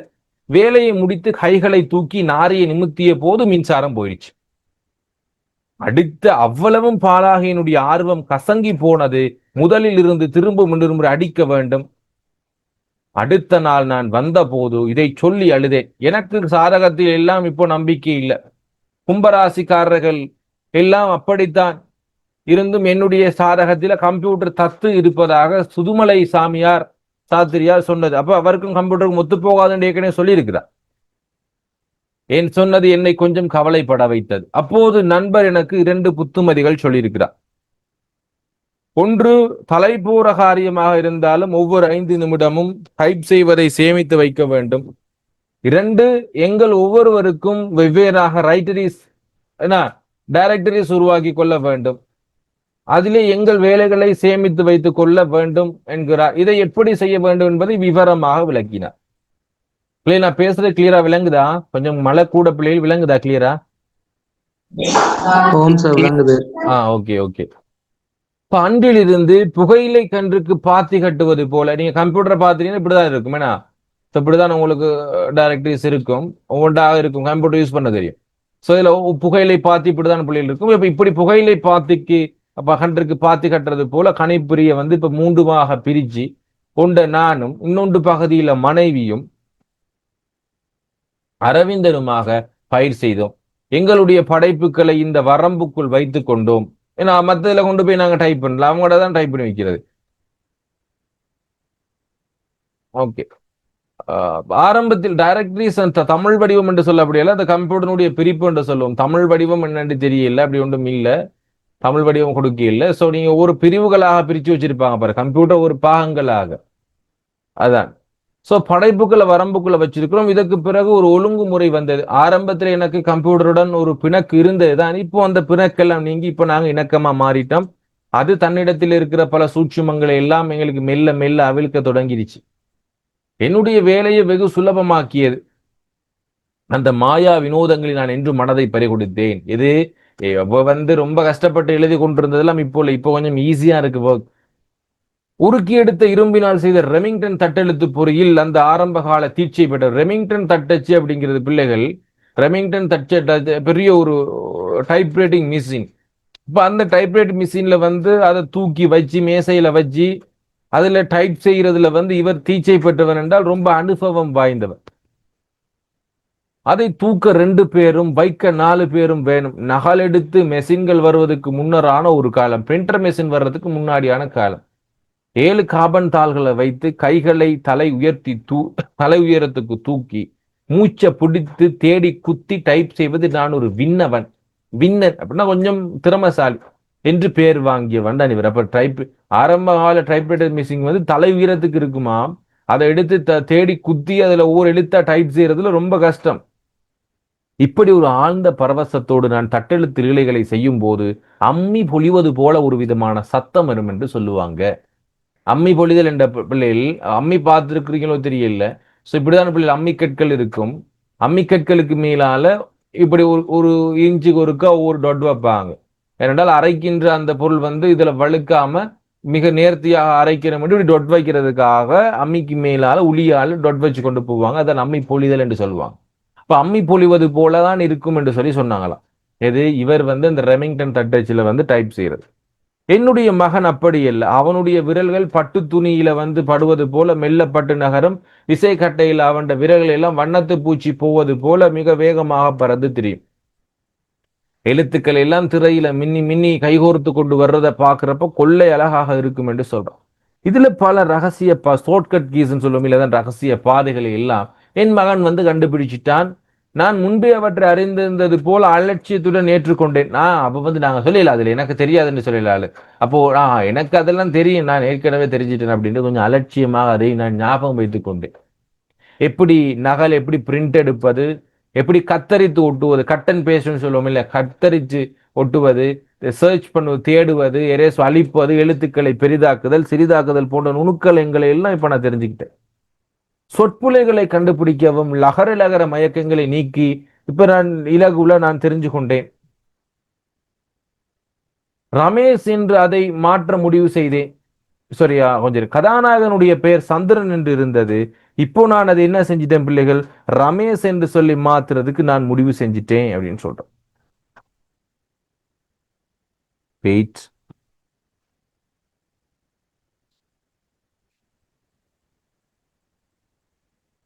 ரமேஷ் என்று ஒரு கணத்தில் இப்போ அது என்ன செய்யலாம் என்றால், இப்ப நான் இத்தனை பக்கங்கள் அடிச்சிருந்தாலும் பரவாயில்ல, அந்த ரமேஷ் அப்படிங்கிற பெயரை என்னன்னு மாத்திக்கொள்ளலாம், தேவையான மாதிரி எங்களுக்கு மாத்திக்கொள்ளலாம்.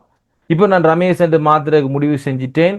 பொறியில அந்த கட்டளையை கொடுத்ததும் அது 36 பக்கங்களையும் தேடி துருவி சந்திரன் என்று சொல்ற பிரதேச இடத்தை வந்து ரமேஷ் என்று மாதிரி. இப்ப நீங்க வேர்ட்ல பாத்தீங்கன்னா பிள்ளைகள் ஃபைண்ட் அண்ட் ரீப்ளேஸ் அப்படிங்கிற ஒன்று இருக்குது. அதை நீங்க கொடுத்து ஃபைன் பண்ணிட்டு அதை ரீப்ளேஸ் பண்ணி விட்டீங்க என்றால் அது உங்களுக்கு என்னென்ன வேர்டை மாத்தணுமோ அதை மட்டும் மாத்தி விட்டுரும். எழுத்து பிள்ளைகளை எல்லா பக்கத்திலையும் மாத்தி விட்டுரும். இதிலும் பார்க்க இன்னொரு அதிசயம் காத்து கிடந்தது. கதை வந்து 6000 வார்த்தைகளுக்கு மேல நீட்டிக்க கூடாது. கணிப்பொருள் கட்டளை கொடுத்ததும் அது நொடியில வார்த்தைகள் எல்லாம் எண்ணி சொல்லிருச்சு. அது மாத்திரம் இல்ல, எத்தனை பக்கங்கள், எத்தனை வரிகள், எத்தனை பராக்கள், எத்தனை பந்திகள் என்று சொல்லி எத்தனை பராக்கள் கச்சிதமாக சொல்லிவிடும். இது எனக்கு ஒரு நல்ல வசதியாக இருந்தது. இப்போ அதுக்கு ஒரு உதாரணம் சொல்றாங்க. 20 ருணன் என்று சொல்ற ஒரு அரசன். இப்ப நீங்க நலவென்பா பார்த்துருந்தீங்க, நலவெந்தா பந்தி கேள்விப்பட்டீங்கன்னா தெரியும். அதுல நலன் போயிட்டு 20 ருணன் அப்படிங்கிற ஒரு மன்னன்ட்ட தான் வேலை செய்வார். கார்கோட கண்டதுல போயிட்டு அவர் 20 ருணன் தான் வேலை செய்வார்.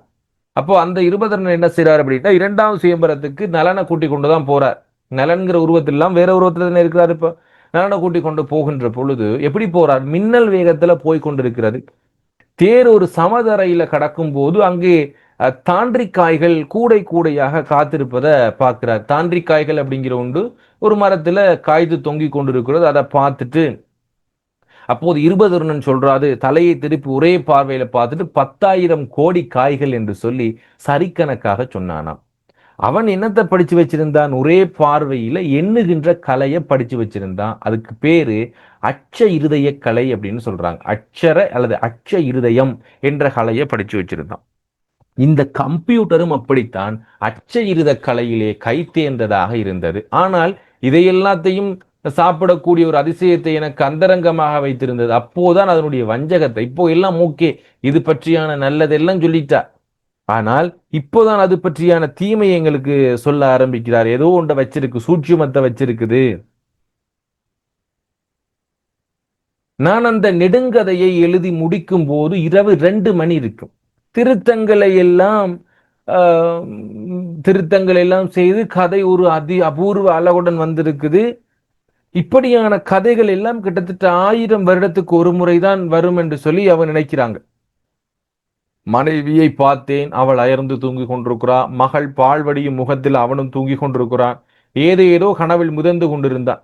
இப்பொழுது அச்சடித்தால், பிரிண்ட் எடுத்தால், பிரிண்டர் கர்க் கர்க் என்று ஊரையே கூட்டிவிடும். இப்போதான் பிரிண்டர் சத்தம் எல்லாம் வரும்.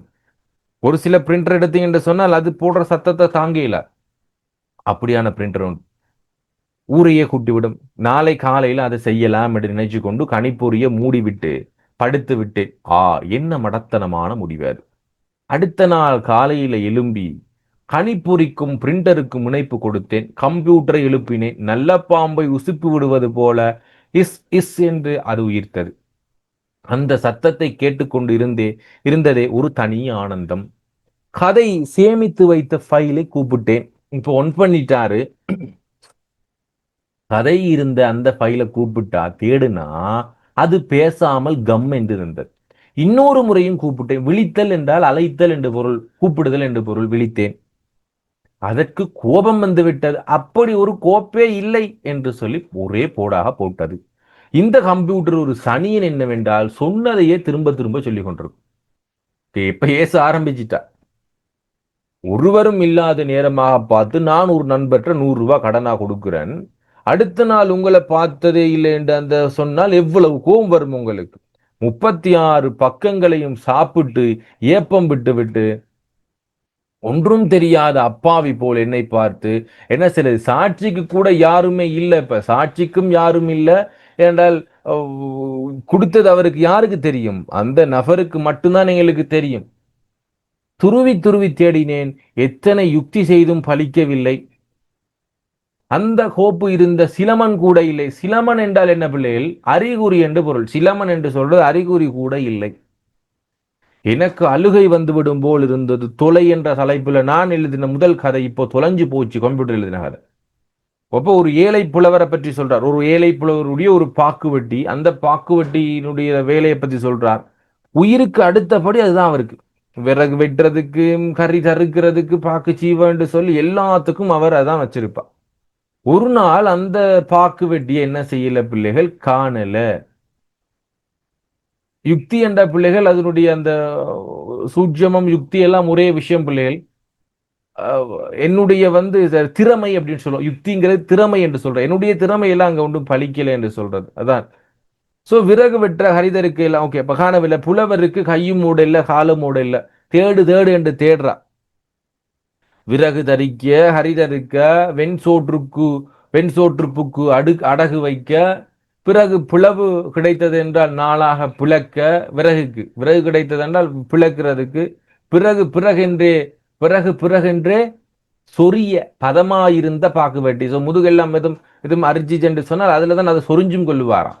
அப்போ அதுக்கு பாக்கு வெட்டி, அந்த பாக்கு வெட்டி காணல. என்ன கேட்கிறார்? ஒருவேளை பாக்கு வெட்டிக்கு இறகு எது முளைச்சு பறந்ததுவோ, எடுத்தீராய்தா கொடுப்பீரே என்று சொல்றார். எடுத்தவங்க கொடுத்துருங்கப்பா, எல்லா வேலைக்கும் ஒரு பாக்கு வெட்டி தான் வச்சிருந்தேன் என்று சொல்லி அவர் அந்த விடயத்தையும் இங்க எடுத்து காட்டுறார்.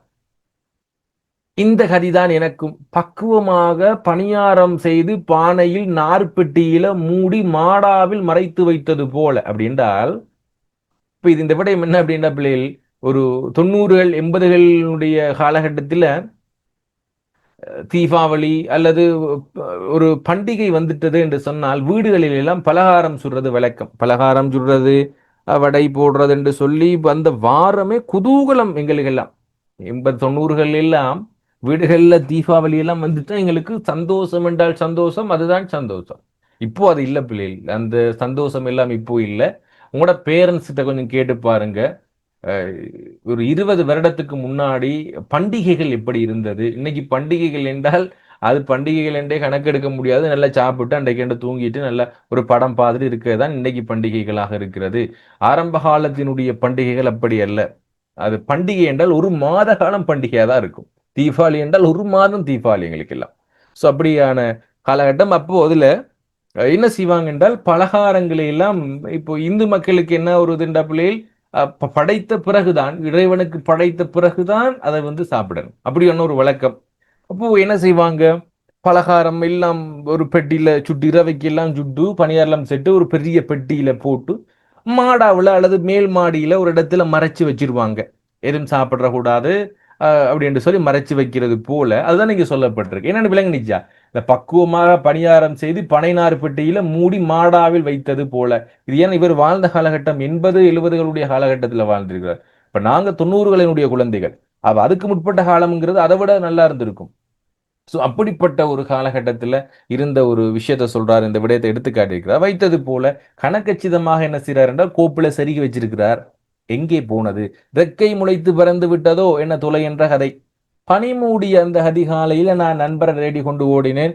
அவரும் ஆத்திரத்தோடு அவுக்கென கிளம்பி வந்தார். அவுக்கென என்றால் மிக வேகமாக ஒளிகுறிப்பு சொல்லிதான் அவுக்கென, ஒளிகுறிப்பு சொல். திடுக்கென அவுக்கென அப்படின்னு சொல்றது, சடாரென படாரென, இதெல்லாம் ஒளிகுறிப்பு சொல். கண்டிப்பா வரும் பிள்ளையில் உங்களுக்கு 22வது வினா பார்ட் 1 22வது அல்லது 19வது வினா அதில் ஏதாவது ஒரு வினா வரும். 21வது வினா ஒளி வேறுபாட்டு சொற்கள், 22வது வினா ஒளி குறிப்பு சொற்களாக உங்களுக்கு வரும். ஞாபகம் வச்சுக்கொள்ளுங்க. அவுக்கென என்பது விரைவு கருதிய ஒளிகுறிப்பு சொல், ஒரு சவுண்டுக்காக மட்டும். சரியா?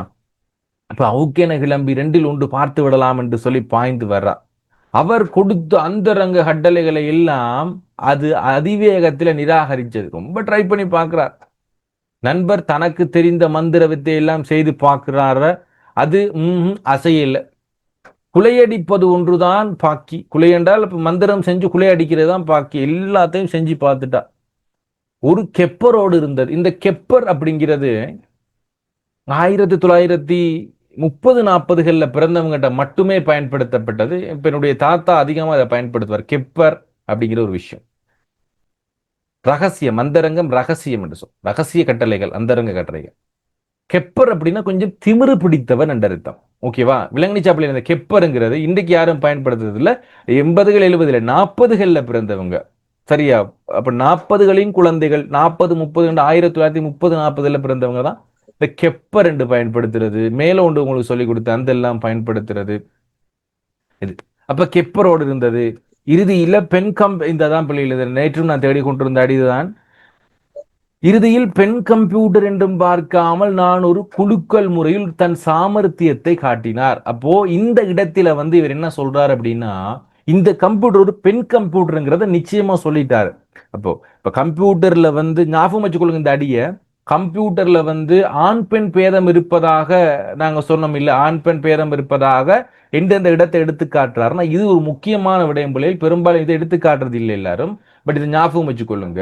கடைசி என்ன செய்யறாரு அப்படின்னா, இந்த நண்பர் அந்த பெண் கம்ப்யூட்டர்னு பார்க்காம அந்த கம்ப்யூட்டர் ஒரு தூக்கி ஒரு குலுக்கி பார்க்கிறார், சரியா வருமா என்று சொல்லி. அது அப்போது ஒரு அசிங்கமான பார்வையை அவர் பக்கம் வீசியது. ஒரு பெண் கம்ப்யூட்டர்னு பார்க்காம என்னையாடா தூக்குன என்று சொல்லி அது ஒரு அசிங்கமா அந்த நபரை பார்த்ததாக சுவாரஸ்யமான அடியாக தெரிஞ்சுட்டோம். இப்ப எல்லாரும் கேட்டுக்கொண்டிருக்கீங்களா கதைய? கேட்டுக்கொண்டிருக்கீங்க எல்லாரும் கதைய? ஆன்சர் பண்ணுங்க. தூங்கிட்டீங்களா அப்படி இல்ல? Okay good. ஓகே. அப்போ அந்த சம்பவத்துக்கு பிறகு கணனி பொரிய நிமிர்ந்து பாக்குறது இல்லை. அவர் யாரு? முத்துலிங்கத்துக்கு இப்ப சரி கோபம். அதுக்கப்புறம் திரும்பியும் பாக்குறது இல்லை. அதை பார்த்தா அவருக்கு கொன்று விட வேண்டும் என்று சொல்ற ஒரு கடமை உணர்வும் வந்துவிடும். முகத்தை ஒரு பக்கம் திருப்பி கொண்டு போய்விடுவேன். ஏனால் அது செஞ்ச நம்பிக்கை துரோகம் அவரால் மன்னிக்கவே முடியல. பவித்திரமான எங்கள் குடும்பத்தில அந்யோன்யத்திலும் இப்படி ஒரு பெரிய கீறல் விழுந்து விட்டதே என்று சொல்லி வேதனைப்படுறார். தொண்டு தொட்டு வந்த பாரம்பரியப்படி கதையை மருகவும் திரும்ப கையில எழுத வேண்டியதான் அப்படின்னு சொல்லி யோசிக்கிறார். ஆனால் ஆச்சரியம் என்னென்று சொன்னால் இப்ப கதை வர்றது இல்லை. கம்ப்யூட்டரை படைப்பதற்கு முன்பதாகவே மனிதர்களுக்கு கடவுள் கைகளை படைச்சிட்டார் என்பது என் நம்பிக்கை. ஆனா இருந்தும் கைகளால் இப்ப எழுத முடியல. கம்ப்யூட்டர் தான் தேவைப்பட்டது. அது இப்படி காலை வாரியும் எனக்கு புத்தி வரையில்லை. மறுகவும் போரா டைப் பண்ணவே. முந்திய கதை முற்றிலும் மறந்து விட்டது. எழுத கரு மாறிக்கொண்டே போகுது. என்ன எழுதுறோம் என்று எனக்கு தெரியல.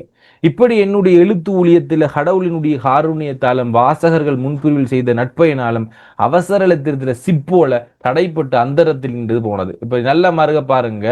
அவசரத்தில் இழுத்த சிப்போல தடைப்பட்டு அந்தரத்தில் இருந்தது என்னுடைய. அப்ப நீங்க ஒரு ஏதாவது லோட் பண்றீங்க அல்லது காப்பி பண்ணி பேஸ்ட் பண்றீங்க உங்களோட சிப்புக்கு அல்லது பென்டிரைவுக்கு எல்லாம் காப்பி பண்றப்ப அவசரத்துல மறந்த வாக்குல அந்த சிப்பை கலட்டிட்டீங்கன்னு சொன்னால் இப்ப கிரீன் கலர்ல அப்படியே நின்று கொண்டிருக்கும் மெஷின்ல. பாத்திருக்கீங்களா பிள்ளைகள்? அவதானிச்சிருக்கீங்களா? அப்ப அது போல இவருடைய அந்த விடயமும் அப்படியே தடைப்பட்டு நின்று கொண்டிருக்கிறது. இந்த கஷ்டத்திலும் என் மகன் அதனுடன் மிக வாஞ்சையாக ரொம்ப இன்ட்ரெஸ்ட், அதனோட ரொம்ப உண்மையாக வாஞ்சை உண்மையாக ரொம்ப அதை பழகி கொண்டிருக்கிறான். மணிக்கணக்காக அதோட விளையாண்டு கொண்டிருக்கிறான். நீல நிற யானை வரைகிறான், சிவப்பு நிற குதிரை வரைகிறான். பள்ளியில கொடுக்கும் வீட்டு வேலைகளையும் கம்ப்யூட்டர்ல தான் இப்ப செய்யறான். பள்ளியில கொடுத்து விட்டு வேலைகளை கணிப்பொறியில செய்வார். கதை சொல்லும் போது சொல்லுவதும் போல கம்ப்யூட்டரும் என்று அடிக்கடி சொல்லிக்கொண்டே இருக்கும். அவன் ஏதாவது தப்பா செய்யும் போதுதான் அப்படி எச்சரிக்கும். என் மகன் அந்த நேரங்கள்ல கோபிக்காதே கோபிக்காதே என்று சொல்லி அதை சமாளிக்கிறான். ஒரு நாள் வழக்கம் போல தொலைக்காட்சி பார்த்து கொண்டிருக்கிறாரா முத்துலிங்கம். மகன் கணிப்பொறியுடன் சல்லாபம் செய்து கொண்டிருக்கிறான், அதோட விளையாண்டு கொண்டிருக்கிறான், அதோட பேசிக்கொண்டு அதனோட விளையாண்டு கொண்டு கேம்ஸ் விளையாண்டு கொண்டு வரைஞ்சு கொண்டிருக்கிறான். அடிக்கடி சிரிப்பதுமாக சமவயது நண்பர்கள் போல அவன் என்ன செய்யறான், பழகிறது கொஞ்சம் பார்த்து கொண்டு இவரும் பேசாம இருக்கிறார். இவர் நம்மளோட ஆள் என்ன செய்யறாரா, முத்துலிங்கம் வந்து என்ன செஞ்சு கொண்டிருக்கிறார், அங்க தொலைக்காட்சி கதாநாயகனுடைய தொப்புள் பிரதேசத்துல மெய்மறந்து போய் இருக்கிறார். இருந்த நான் திரும்பி மகனுடைய கம்ப்யூட்டர் திரைய பார்த்து திடுக்கிட்டு போனேன். என்னுடைய கண்களை என்னாலேயே நம்ப முடியல. நீத்த பூசணிக்கா போல கொளுத்து திரைமுழுக்கு அடைத்து கொண்டு கிடந்தது என்னுடைய கதை. குண்டு குண்டான எழுத்து, தடித்த தலைப்பு, அதேதான் என்னுடைய கதைதான். நான் 2 தரம் வாயை திறந்து திறந்து மூடுறேன். காற்றுதான் வந்தது. விற்றாதே விற்றாதே புடி என்று கத்தினேன். ஏதோ அன்று குட்டி கொண்டு அறுத்து கொண்டு ஓடுகிறது போலவும், தும்பை என்றால் அந்த கயிறு என்று சொல்லுவான், அந்த கயிறை பிடி என்று கத்துறது போலவும் நான் இருந்தது. அவனுடைய மகன் குவளை மலர் போன்ற கருநீல கண்கள், மலர் தாமரை போன்ற ஒரு மலர் குவளை, இப்ப குவளை மலர் போன்ற கருநீல கண்களை இன்னும் அகலவிருத்தி என்னை பார்த்தான். அவனுடைய கையில் மவுசை அழித்து பிடித்தபடியே இருந்தான். நான் பயந்து கிட்ட போய் விட்டேன். இந்த பைல் இஞ்ச எப்படி வந்தது என்று எனக்கு ஒன்றும் தெரியாது. நான் என்ற டைரக்டரியில தேடிக்கொண்டே இருந்தேன். இது வந்திருக்கு, இது உங்களுடையதா என்றார். எனக்கு அப்படி அவனை எடுத்து கொஞ்ச வேண்டும் போல் இருந்தது.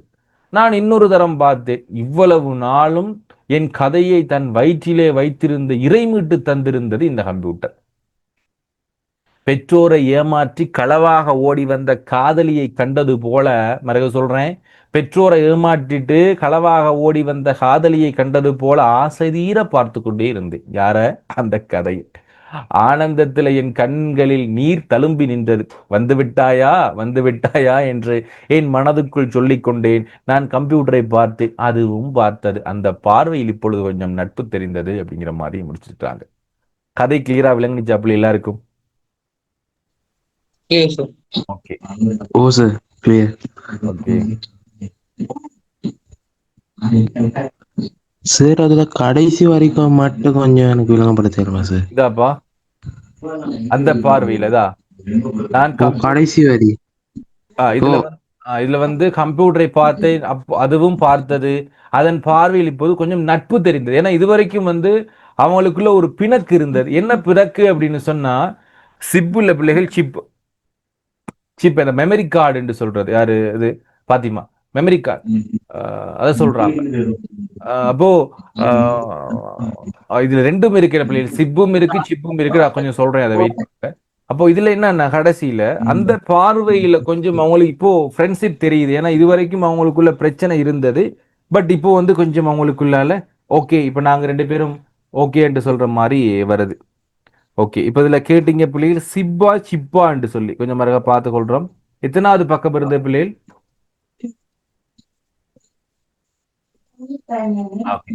அவசரதான். ஓகே, இதுல வந்து ஒன்று வந்து வரக்கூடிய சிப்பும் இப்படித்தான் இடையில நின்று கொண்டிருந்தால் அது கொஞ்சம் பிரச்சனை தான். அந்த சிப்புக்கும் சொல்லலாம், சிப்புன்னு தான் சொல்றாங்க. ஓகே ஓகேம்மா. அவசரத்துல இழுத்த சிப்பு போல தடைப்பட்டு அந்த இடத்துல இருக்குது.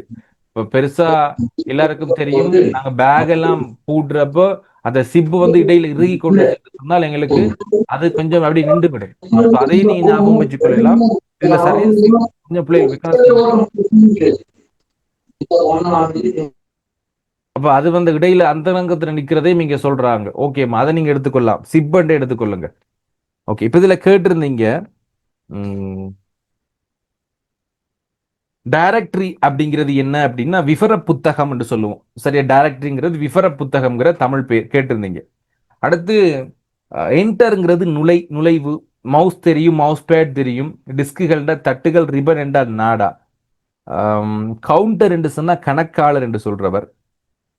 வேற என்ன பிள்ளைகள் கேட்டிருந்தீங்க? ஃப்ளோப்பி அப்படிங்கிறது நெகிழ்வெட்டு. சரியான தமிழ் படம் நெகிழ்வெட்டு.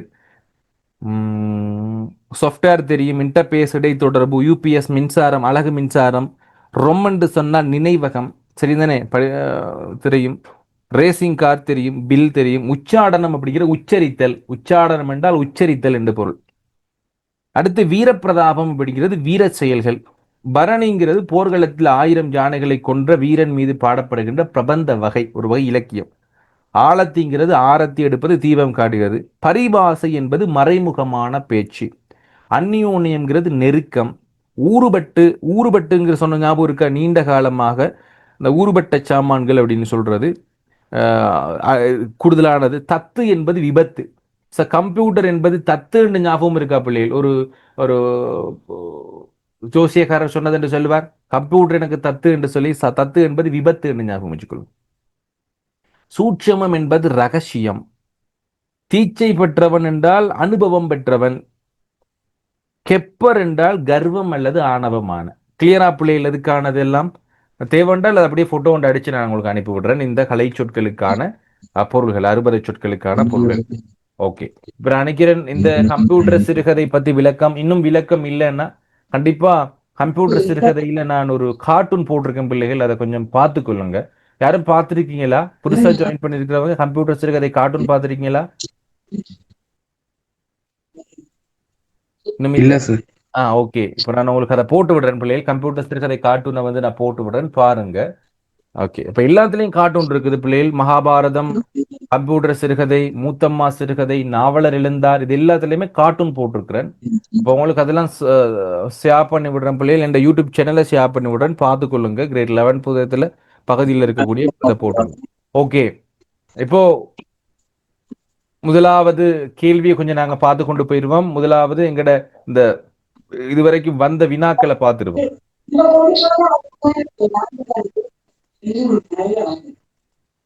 ஓகே, கடந்த கால வினாக்கள்ல கம்ப்யூட்டர் சிறுகதையினுடைய ஆசிரியர் கம்ப்யூட்டர் பற்றிய விவரிப்பனவற்றையும் அதற்கு அவர் கையாண்ட உத்திமுறைகளையும் விளக்குக என்று சொல்றாங்க. கம்ப்யூட்டர் பற்றி அவர் விவரிக்கிற விவரங்கள் என்ன அப்படின்னா, முத்துலிங்கம் ஆரம்பிக்கிறாங்க. ஒரு அறிமுகம் ஆரம்பிக்கிறது, கண்டிப்பா ஒரு அறிமுகம் தேவை பிள்ளைகள். எப்படி ஆரம்பிக்கிறார் என்றால், முத்துலிங்கம் என்பவரினுடைய கம்ப்யூட்டர் சிறுகதை பற்றிய விவரிப்புகள் பன்வருமாறு இடம்பெறுகிறத. அதுல ஆண் பெண் என்று 2 வகை இருப்பதாக அவர் சொல்றார். கம்ப்யூட்டர்கள் ஆண் பெண் இருப்பது இவருக்கு தெரியாது. அதை கண்டுபிடிப்பதற்கு குறுக்கு வழிகள் என்ன என்றும் தெரியாது. நிபுணத்துவம் உடையவர்கள் அதை பார்த்த உடனே கண்டுபிடிச்சிருவாங்க. இது ஆண். பெண் என்றால் பழக்கத்துக்கு கொண்டு வர்றது கஷ்டம். ஆண் என்றால் பழக்கத்துக்கு வரும், பட் ஒத்துழைக்காது, நெடுநாட்கள் வேலை செய்யாது. பெண் என்றால் ஒத்துழைக்காம கொஞ்சம் பிகு பண்ணி கொண்டிருக்கும், ஆனால் கைவிடாது என்று சொல்லி சொல்றாங்க. தவறாக கட்டளை பிறப்பிச்சு விட்டால் தான் எஜமான ஆகிறதும் கம்ப்யூட்டர். பட் நாங்க பயந்து போனோம் என்றால் எட்ட போகும் அப்படின்னு சொல்றது. அரவிந்தன் தன் தந்தையினுடைய சிறுகதை தொலைந்து போதல் இதற்கான எடுத்துக்காட்டாக இருக்கிறது. சொல்லும் வேலைகளை எல்லாம் கச்சிதமாக நாங்க சரியா செய்யலை என்று சொன்னால் அது எஜமான ஆயிரும். அதுக்கான காரணம் என்னன்னா, இப்போ கம்ப்யூட்டர்ல வந்து அவர் சரியா சர்வ் பண்ணலைன்னா அது எஜமான ஆகி அதுக்கு எனக்கு தெரியல என்று சொல்லிடும். அதுக்கு ஏன்னா டிரெக்டர் வந்து எனக்கு தெரியாது என்று சொல்றதுக்கான காரணத்தை சொல்றான். அப்போ அடுத்து மீன் குஞ்சு நீந்துவது போல தன்னுடைய மகன் நீந்துறதும், அவன் எட்ட போகல ஒட்டி போகிறான் என்று சொல்றது, பயந்து அழுகினால் எட்ட போயிடும் என்று சொல்றதெல்லாம் இது கம்ப்யூட்டர் பற்றியான விவரிப்பு. ஸோ இதுக்கு கையாண்ட உத்திமுறைகள் என்ன அப்படின்னா, கச்சிதமா நுணுக்கமா இதை விவரிச்சிருக்கிறார். ஸோ கதை வாசிக்கிறப்ப எந்தவித தொய்வும் எங்களுக்கு இல்லை, இன்ட்ரெஸ்டா கதை போகுது. எளிமையான சொற்களை பயன்படுத்தி அழகாக சொல்லியிருக்கிறார். கம்ப்யூட்டர் கொள்வனவு செய்யறது எல்லாம் ரொம்ப அழகாக சொல்லி, ஒரு பொங்கல் பானை வீட்டுக்கு கொண்டு வர மாதிரி 486 கம்ப்யூட்டர் உச்சாடனம் சம்பந்தமா பல விடயங்களை வந்து இங்கே அவர் எடுத்துக்கொள்றது எங்களுக்கு இலகுவான முறையில வாசிக்கிறதுக்கும், ஒரு விடயத்தை வந்து புரிஞ்சு கொள்றதுக்கு இலகுவா இருந்தது. அந்த நியூயார்க் நகரத்தில் அவர் பட்ட கஷ்டத்தை, வெலிங்டன் தியேட்டர்ல அவர் அந்த தியேட்டருக்குள்ளால் இருக்கிறவங்க கையை பிடிச்சிட்டு விடாம இருக்கிறத அழகா சொல்லி இருக்கிறார். அந்த விடயம் வந்து எங்களுக்கு எளிமையா இருக்குது புரிஞ்சு கொள்றது. அடுத்து அந்த காலமேக புலரனுடைய திம்மிகையில பட்ட பாடுபட்டதை எவ்வளவு கஷ்டமா சொல்லியிருக்கிறார். அடுத்து அந்த பாக்கத்தை வெட்டி காணாம போட விடயம், இதெல்லாம் எங்களுக்கு உதாரணங்கள் எடுத்து காட்டியதாக சொல்லியிருக்கிறார். அடுத்து நகைச்சுவையை கையாண்டு எங்களுக்கு சொல்லியிருக்கிறார். எல்லா இடத்துலையும் நகைச்சுவையை கையாண்டு இருக்கிறார். தூண்டில் வாங்க போனப்ப அந்த பெண் அழகான ஒரு பெண் என்ன சொல்லு விகாஸ். ஓகே, அப்போ ஓகே, ஏங்க வைக்கக்கூடிய வனப்பு இருக்கக்கூடியவள்னு சொல்லுவாரு. அவர் கத்திரிக்கோள் வெட்டுவது போல நடந்து வந்தது, திம்மிகையில பாடுபட்டது, இதெல்லாம் எங்களுக்கு நகைச்சுவை உணர்வாக. அப்ப மனைவி மேகலாவோட இருக்கக்கூடிய அந்நியோன்யமான அந்த விடயங்கள் இதெல்லாம் எங்களுக்கு அழகாக இங்க சொல்லப்பட்டிருக்கு பிள்ளைகள்.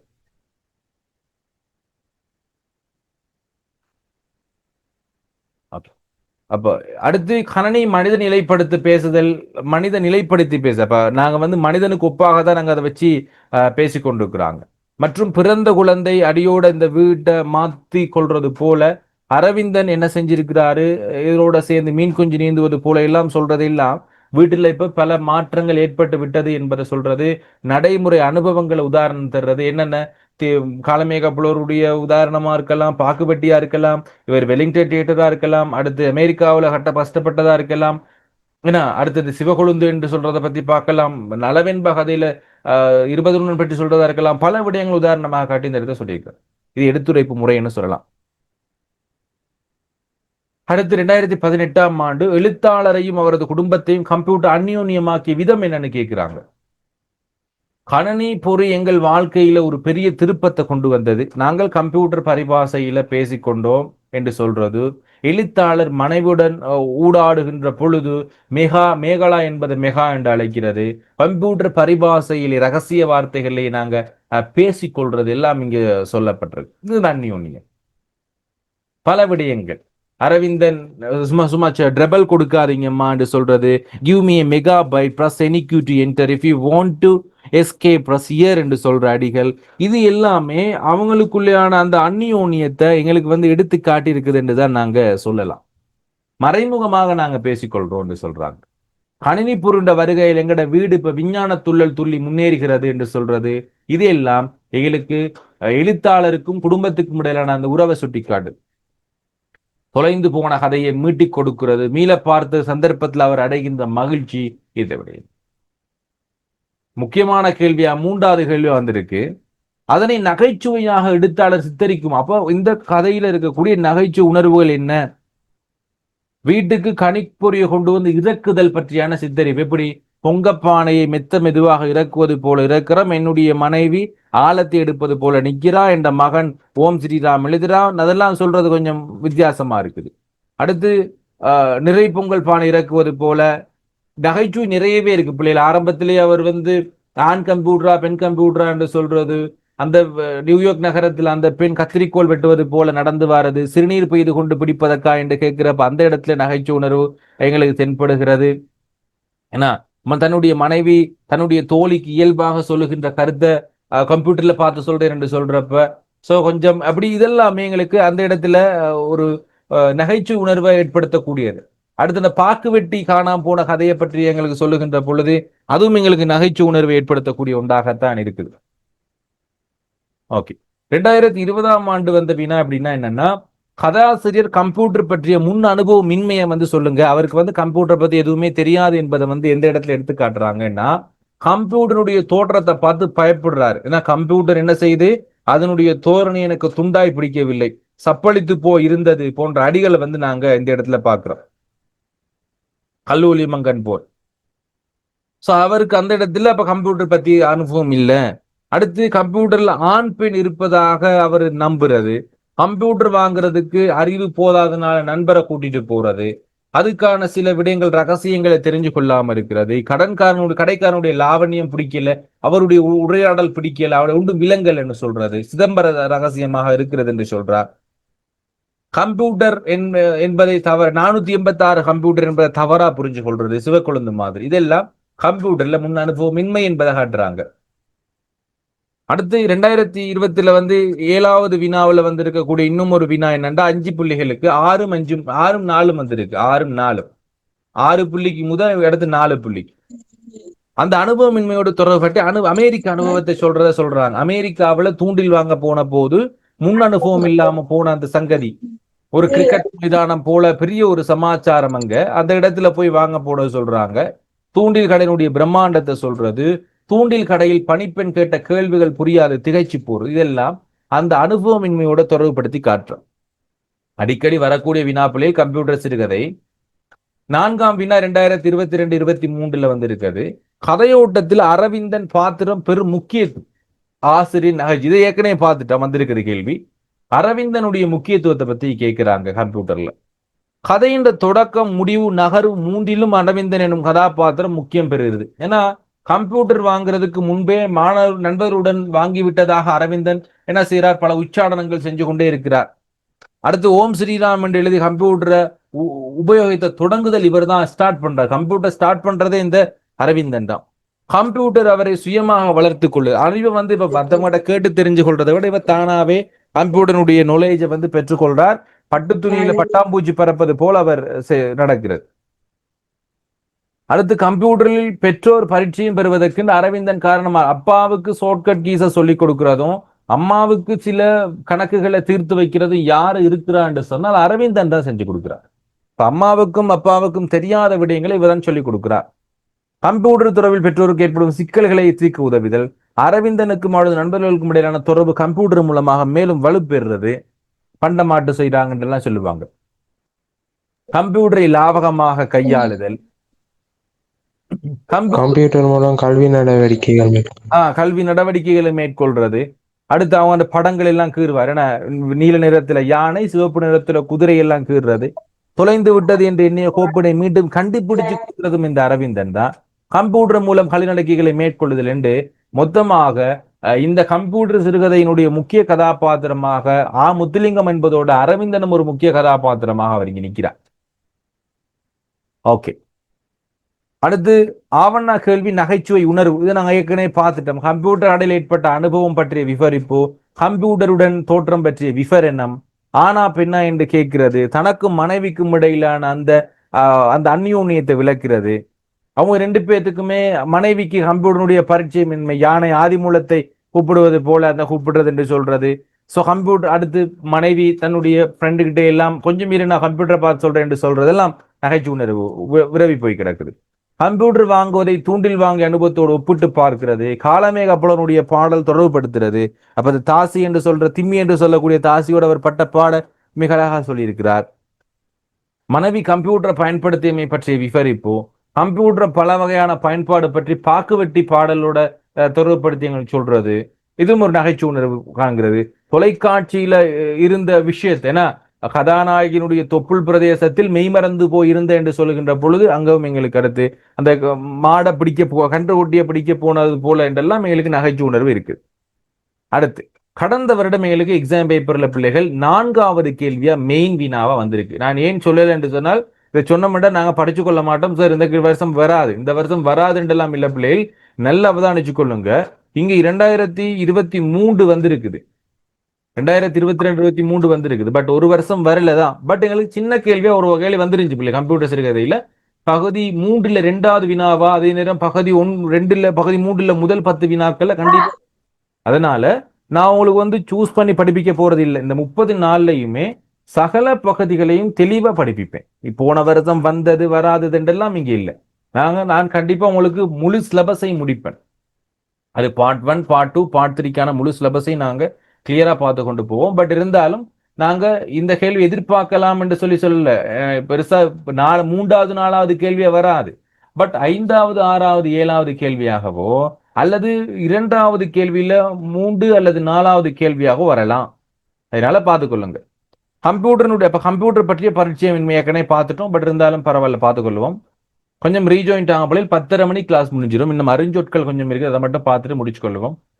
கொஞ்சம் ஜாயின்ட் ஆங்க, முடிச்சுட்டா வேண்டாம். கட்டான் கம்ப்யூட்டரின் தோற்றத்தை பார்த்து பயப்படுதல், முன்பின் தெரியாத விவகாரம், முந்தி பிந்தி வாங்கிய அனுபவம் இல்லை என்று சொல்றது, கம்ப்யூட்டர் ஆண் பெண் பேதம் இருப்பதாக நம்புறது, கடைக்காரன் கம்ப்யூட்டரை பற்றி சொல்றதும் இதுக்கு விளக்கம் இல்லாம, இதெல்லாம் அவருடைய பரிச்சயமின்மையை காட்டுறது. ஏற்கனவே ஒரு வருடம் வந்த வினாவே அதையே அப்படி போட்டிருக்கிறாங்க.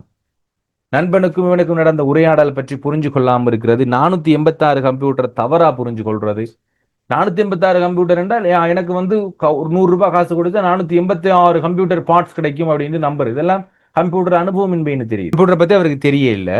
இப்ப எப்படி தெரிஞ்சு கொண்டார் என்றால், கதை சொல்லிக்கு தோதாக ஒருத்தர் வந்து அங்க இருக்கிறார், அவர் சொன்ன விவரங்களை வந்து மீட்டி பார்க்கிறார், அதன் மூலமா தெரிஞ்சு கொள்றார். கம்ப்யூட்டர் பற்றிய உண்மைகளை தானே கண்டறிகிறார். ஒரு சில விஷயங்களை டைப் பண்ண முயற்சி செய்கின்ற பொழுது அரவிந்தன் மூலமாக கம்ப்யூட்டருடைய சில நுணுக்கமான விடயங்களை பார்க்கிறார். நண்பர் வாயிலாக கம்ப்யூட்டரை பயன்படுத்தும் போது அவசியமாக தெரிந்து கொள்ள வேண்டியவற்றை தெரிந்து கொள்ளுதல், வெவ்வேறாக டைரக்டரை உருவாக்கி தன் படைப்புகளை சேமிச்சு வைக்க, இதன் மூலமாக கம்ப்யூட்டர் பற்றிய அறிவை அவர் கொஞ்சம் கொஞ்சமாக பெற்றுக்கொள்கிறார் என்பது இங்கே விளக்கம். ஓகே, ஸோ இவ்வளவுதான் பிள்ளைகள் கம்ப்யூட்டர் சிறுகதை பற்றியான விவரிப்புகள். தேவென்று சொன்னால் இன்னும் உங்களுக்கு வினாக்கள் இருக்குது, பட் எங்களுக்கு இதுல பெரிய வினாக்கள் ஒன்றும் தேவையில்லை. சுருக்கமான விடயங்கள் சுருக்கமா கேட்கிறப்ப இது தமயந்தின் 2வது சுயம்பரத்துக்கு வந்த மன்னன் யார், இது வருணன், இது மாதிரியான விளக்கங்களை மட்டும் தெரிஞ்சு கொண்டீங்கன்னா எங்களுக்கு போதும். ஸோ பெருசா அதுல பெரிய கேள்வி ஒன்று வரப்போறது இல்லை. கண்டிப்பா 15 புள்ளிகளுக்கு வரப்போறது இல்லை, அதுவும் குறைவாகத்தான். எங்களுக்கு ஒன்று 10 புள்ளிகளுக்கு வரலாம், அப்படி இல்லைன்னா 4 புள்ளிகளுக்கு வரலாம். அவ்வளவுதான் இந்த கம்ப்யூட்டர் சிறுகதையில வரப்போகுது.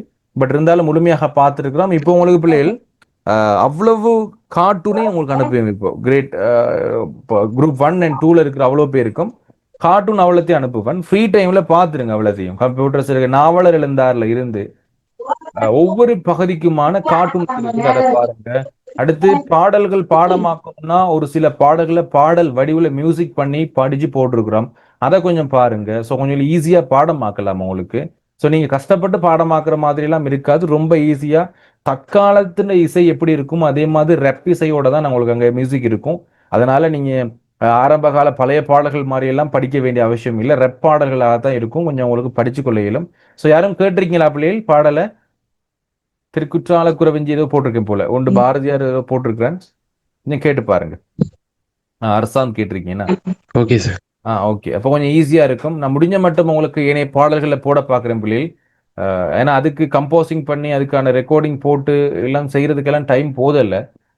நிறைய நேரம் நேற்றெல்லாம் 2 மணி வரைக்கும் ஒர்க் பண்ணி அப்பயும் நீங்கள் டைம் முடிஞ்சு கொள்ளல. உங்களுக்கு முடிஞ்ச மட்டும் முடிச்சு போட பார்க்குறேன் அந்த விடயங்கள். ஓகே, அடுத்து அருஞ்சொற்கள் அப்படிங்கிற விஷயத்த கொஞ்சம் பார்த்துக்கொள்ளும். அருஞ்சொற்கள் அப்படிங்கிறது என்ன அப்படின்னா, நாங்க பெரும்பாலும் பயன்படுத்துறது குறைவான சில சொற்கள் அருஞ்சொற்கள் பயன்படுத்துறோம். பட் வந்து நாங்க அதுக்கான பெரிய ஒரு விடயத்தை ஒரு சுருக்கமான விஷயத்துக்குள்ள நாங்க பார்த்துக்கொள்வோம், அருஞ்சொற்கள் அப்படின்னு சொல்றோம். அழகியல் அப்படிங்கிற ஒரு சொல் என்னத்தை விளங்கப்படுத்துதுன்னா, அழகின் இயல்புகள் பற்றிய கற்கையை விளங்கப்படுத்து. இயல் என்றால் கற்கைன்னு அர்த்தம். இயல் என்றால் கற்கை அப்படின்னு அர்த்தம். இயல் பொருளியல் என்றால் பொருள் பற்றியான கற்கள், வரலாற்றியல் என்றால் வரலாறு பற்றியான கற்கை, புவியியல் என்றால் புவியியல் பற்றியான கற்கை, புவி பற்றியான கற்கை, அதான் இயல். அழகியல் என்றால் அழகுகள் பற்றியான கற்கை தான் அழகியல். அணுசுழியியல் அப்படின்னா அணுக்களின் கருவியை பற்றிய ஆய்வு தான் அணுச்சுழியியல் என்று சொல்றோம். அறிவியல் அப்படின்னா விஞ்ஞானம், இயற்கை விதிகளை பற்றி புரிந்து கொள்ளும் ஆய்வு, கற்கை, அறிவு பற்றியான விஞ்ஞானம் பற்றியான கற்கை. ஆக்கப்பூர்வம்னா வினோதமான ஒரு படைப்பு. ஆணைக்குழு, அதிகாரம் பெற்ற குழு. பெரும்பாலும் குரூப் 2ல இருக்கிற குரூப் 1ல இருக்கிறவங்களும் ஜாயிண்ட் ஆகி கொள்ளுங்க. ஏனென்றால் நாங்க குரூப் 1ல படிக்கிறப்ப இதெல்லாம் கொஞ்சம் குறைச்சி தான் படித்தோம். ஏனென்றால் டைம் இல்லை, எங்களுக்கு 10 மணி தான் கிளாஸை ஸ்டார்ட் பண்ணோம். பிள்ளைகள் 11:30 மணி 12 மணி ஆகிறப்ப 4 பிள்ளை 5 பிள்ளை தான் இருப்பாங்க. ஏன்னா சச்சின், ஸோ அதனாலதான் நான் கொஞ்சம் இப்போ உங்களுக்கு நான் சென்ட் பண்ணேன் குரூப் 1ல இருக்கிறவங்களுக்கும் ஜாயிண்ட் ஆக சொல்லி. ஸோ இந்த அருஞ்சொற்றெல்லாம் கொஞ்சம் பார்த்துக்கலாம், அவங்க டைம் எடுத்து பார்க்கலாம். ஓகே, அடுத்து ஆணைக்குழு அப்படிங்கிறது அதிகாரம் பெற்ற குழு அப்படின்னு சொல்லுவோம். ஆணைக்குழு உங்களோட ஒவ்வொரு நிறுவனத்திலையும் ஆணைக்குழு அப்படி இருக்கட்டும், அதிகாரம் பெற்ற குழு, அதுல இருக்கக்கூடிய பிரச்சனைகளை தீர்க்கக்கூடிய குழு என்று சொல்லுவோம். அதாவது ஒரு நிறுவனத்தில் நடக்கக்கூடிய பிரச்சனைகளை அல்லது ஊழலை கண்டுபிடிக்கக்கூடியதுக்காக ஒரு திணைக்களப்படுத்துற ஒரு குழு ஆணைக்குழுன்னு சொல்லுவோம். ஆய்வகம் என்றது அறிவியல் ஆய்வுகள் இடம்பெறுகிற இடம், ஆர்ப்பாட்டம், எதிர்ப்பு, ஆறாவாரம் செய்யறதுன்னு சொல்லுவோம். இடைவெளின்றது 2 இடங்களுக்கு இடையிலான நேரத்தை இடைவெளி என்று சொல்லுவோம். இயக்கம், ஒரு பொருளின் இயக்கம், இலக்கின் இயக்கத்தை சொல்றது இயக்கம். ரசாயனம், பொருட்களின் அம்சங்களை பற்றிய ஆய்வியல், ரசாயனம். இலக்கணம், மொழிகளினுடைய விதிமுறை. இலத்திறன், மின் அணு தொழில்நுட்பம். இலத்திறன், நியூத்திரன்லாம் கேள்விப்பட்டிருப்பேன். இலத்திறன், மின் அணு தொழில்நுட்பத்தை சொல்லுவோம். உயர் தொழில்நுட்பம், முன்னேற்றம் அடைந்த தொழில்நுட்பம். உயிரியல், உயிர்களையும் அதன் வாழ்க்கை முறையும் பற்றிய ஆய்வு. உருவகப்படுத்தல், கற்பனைகளை உருவாக்குதல். உரையாடல், தொடர்பு கொள்ளுதல். ஊடகம், தகவல் தொடர்பு நடைமுறைகள். இந்த ஊடகம் அப்படிங்கிற ஒண்ணுக்குள்ளால எவ்வளவு பெரிய விஷயம் இருக்கு, தகவல் தொடர்பு நடைமுறை. ஊழல் அப்படின்னா அதுக்குள்ள ஒரு பெரிய விஷயம் இருக்கு. யாரும் பிறர் தெரியாத மாதிரி தங்களுடைய வேலைகளை செஞ்சு கொள்ற ஒரு விடயம் தான் ஊழல். லஞ்சம் கொடுக்கறதுன்னு சொல்லுவோம், ஊழல் செய்த லஞ்சம் அப்படிங்கிற மாதிரி எல்லாம் வரும். ஏகபோகம் இது நாங்க தனியா இதுலையும் பார்ப்போம், என்னத்துல தொடர்மொழி குறுமலையும் பார்ப்போம். பட் இது அறிஞ்சொற்களாகவும் இடம்பெறும். ஏகபோகம்னா தனியுரிமையாக அனுபவிப்பது. கணிதவியல் எண்கள், வடிவங்கள், இலக்குகளை வந்து நாங்க பார்க்கிறது. ஸோ இப்படி நிறைய இருக்குது பிள்ளைகள். உங்களுக்கு எக்கச்சக்கமானது கொடுத்துருக்கிறேன். ஒருக்கு அதை வாசிச்சு பாருங்க, அப்படி இல்லைன்னா நான் உங்களுக்கு இதை அப்படியே யூடியூப்லையும் போட்டிருக்கிறேன். உங்களோட ஆடியோவா உங்களுக்கு நான் தர பார்க்குறேன் பிள்ளைகள். ஃபுல்லாகவே எல்லாத்தையும் ஆடியோவா தர பார்க்குறேன். ஃப்ரீ டைம்ல எல்லாம் கொஞ்சம் கேட்டுக்கொள்ளுங்க, சரியா? ஃப்ரீ டைம்ல நீங்க கேட்டுக்கொண்டீங்கன்னா அது ஞாபகத்தில் இருக்கும். இப்போ இங்க இருக்கக்கூடிய 27 தலைப்புகளையும் நான் முடிஞ்ச மட்டும் கொஞ்சம் வேகமா இந்த மந்த்துக்குள்ளாலேயே நான் அவ்வளத்தையும் ரெக்கார்ட் பண்ணி உங்களுக்கு ஆடியோ வடிவமாக தர பார்க்குறேன். அப்போ நீங்க ஃப்ரீ டைம்ல, ஏன்னா ஒர்க் பண்ற டைம், ஃப்ரீ டைம், சாப்பிட்ற டைம்ல எல்லாம் நீங்க இதை போட்டு வச்சுட்டு கேட்டுக்கொண்டிருந்தீங்கன்னா கொஞ்சம் உங்களுக்கு பாடமாக்கலாம். இப்போ உங்களை ஒரு சிலர் வந்து நாங்கள் ஃபோன் யூஸ் பண்ணுறோம், எக்ஸட் யூஸ் பண்ணுறீங்க, பஸ்ஸில் போகிறப்ப, ஃப்ரீ டைமில் சாட்டர்டே சண்டே எங்கும் போகிறப்ப பஸ்ஸில் எக்ஸட் யூஸ் பண்ணிட்டு போகிறவங்களாம் நிறைய பேர் இருப்பீங்க. ஸோ அவங்களாம் என்ன செய்யலாம், ஒரு பாடலை கேட்டுட்டு போகிறதுக்கு பதிலாக நான் இந்த ஆடியோவை கேட்டுக்கொண்டு போனீங்க என்று சொன்னால் கொஞ்சம் பாடமாக்கிடலாம். கிளியரா பிள்ளைகள்? ஸோ இன்னைக்கு டெக்னாலஜி எப்படி யூஸ் பண்ணணும்னு கொஞ்சம் தெரிஞ்சுக்கொள்ளுங்க. அப்போ நாங்கள் ஏதாவது ஒரு ஒர்க் பண்ணுறப்ப கூட இதை நாங்கள் படிச்சு கொள்றது கொஞ்சம் ஈஸியாக இருக்கும். ஓகேவா? ஸோ நான் முடிஞ்ச மட்டும் இந்த 2 வாரத்துக்குள்ளால அதை ரெக்கார்ட் பண்ணி போட பார்க்குறேன். அவ்வளோ 27 தலைப்புகளையும் நான் ரெக்கார்ட் பண்ணி போடுறேன். அப்போ உங்களுக்கு ஆடியோ வடிவில் அதை நீங்கள் கேட்டுக்கொள்ள ஈஸியாக இருக்கும். நாளைக்கு நாங்கள் சுருக்கம் ஆரம்பிப்போம் பிள்ளைகள், ஃப்ரெஷ்ஷாக ஆரம்பிப்போம். சுருக்கம் மற்றும் வேற்றுமைகள் அப்படிங்கிற பகுதிகளும் அறிஞ்சொற்றொடர்களும் நாளைக்கு நாங்கள் பார்ப்போம். ஓகே, வேற எதுவும் தெரிஞ்சுக்கொள்ளணுமா பிள்ளைகள்? வேற எதுவும் தெரிஞ்சுக்கொள்ளணுமா? கிளியரா? கம்ப்யூட்டர் சிறுகதை கிளியரா பிள்ளைகளா இருக்கும்? புதுசா ஜாயின் பண்ண இருக்கிறவங்க, குரூப் பண்ணாங்க, 2 படிச்சுட்டாங்க. குரூப் 1 இருக்கிறவங்க எல்லாம் ஓகேவா? ஓகேப்பா, ஓகே. நாங்க இன்னைக்கு முடிச்சுக்கொள்வோம். நாளைக்கு ஜாயின் ஆங்க. ஸோ நாளைக்கு மட்டும் தான் கிளாஸ் இருக்கும், வியாழன் இருக்கும். அடுத்து இனி திங்கள் தான் ஸ்டார்ட் ஆகும். நாளைக்கு உங்களுக்கு முடிச்சுட்டு ஒரு ஒர்க் ஒன்று தாரன். சுருக்கம் ஒரு 10 சுருக்கம் சரி தாரன் பிள்ளைகள், முடிஞ்ச அளவுக்கு எழுதி பாருங்க.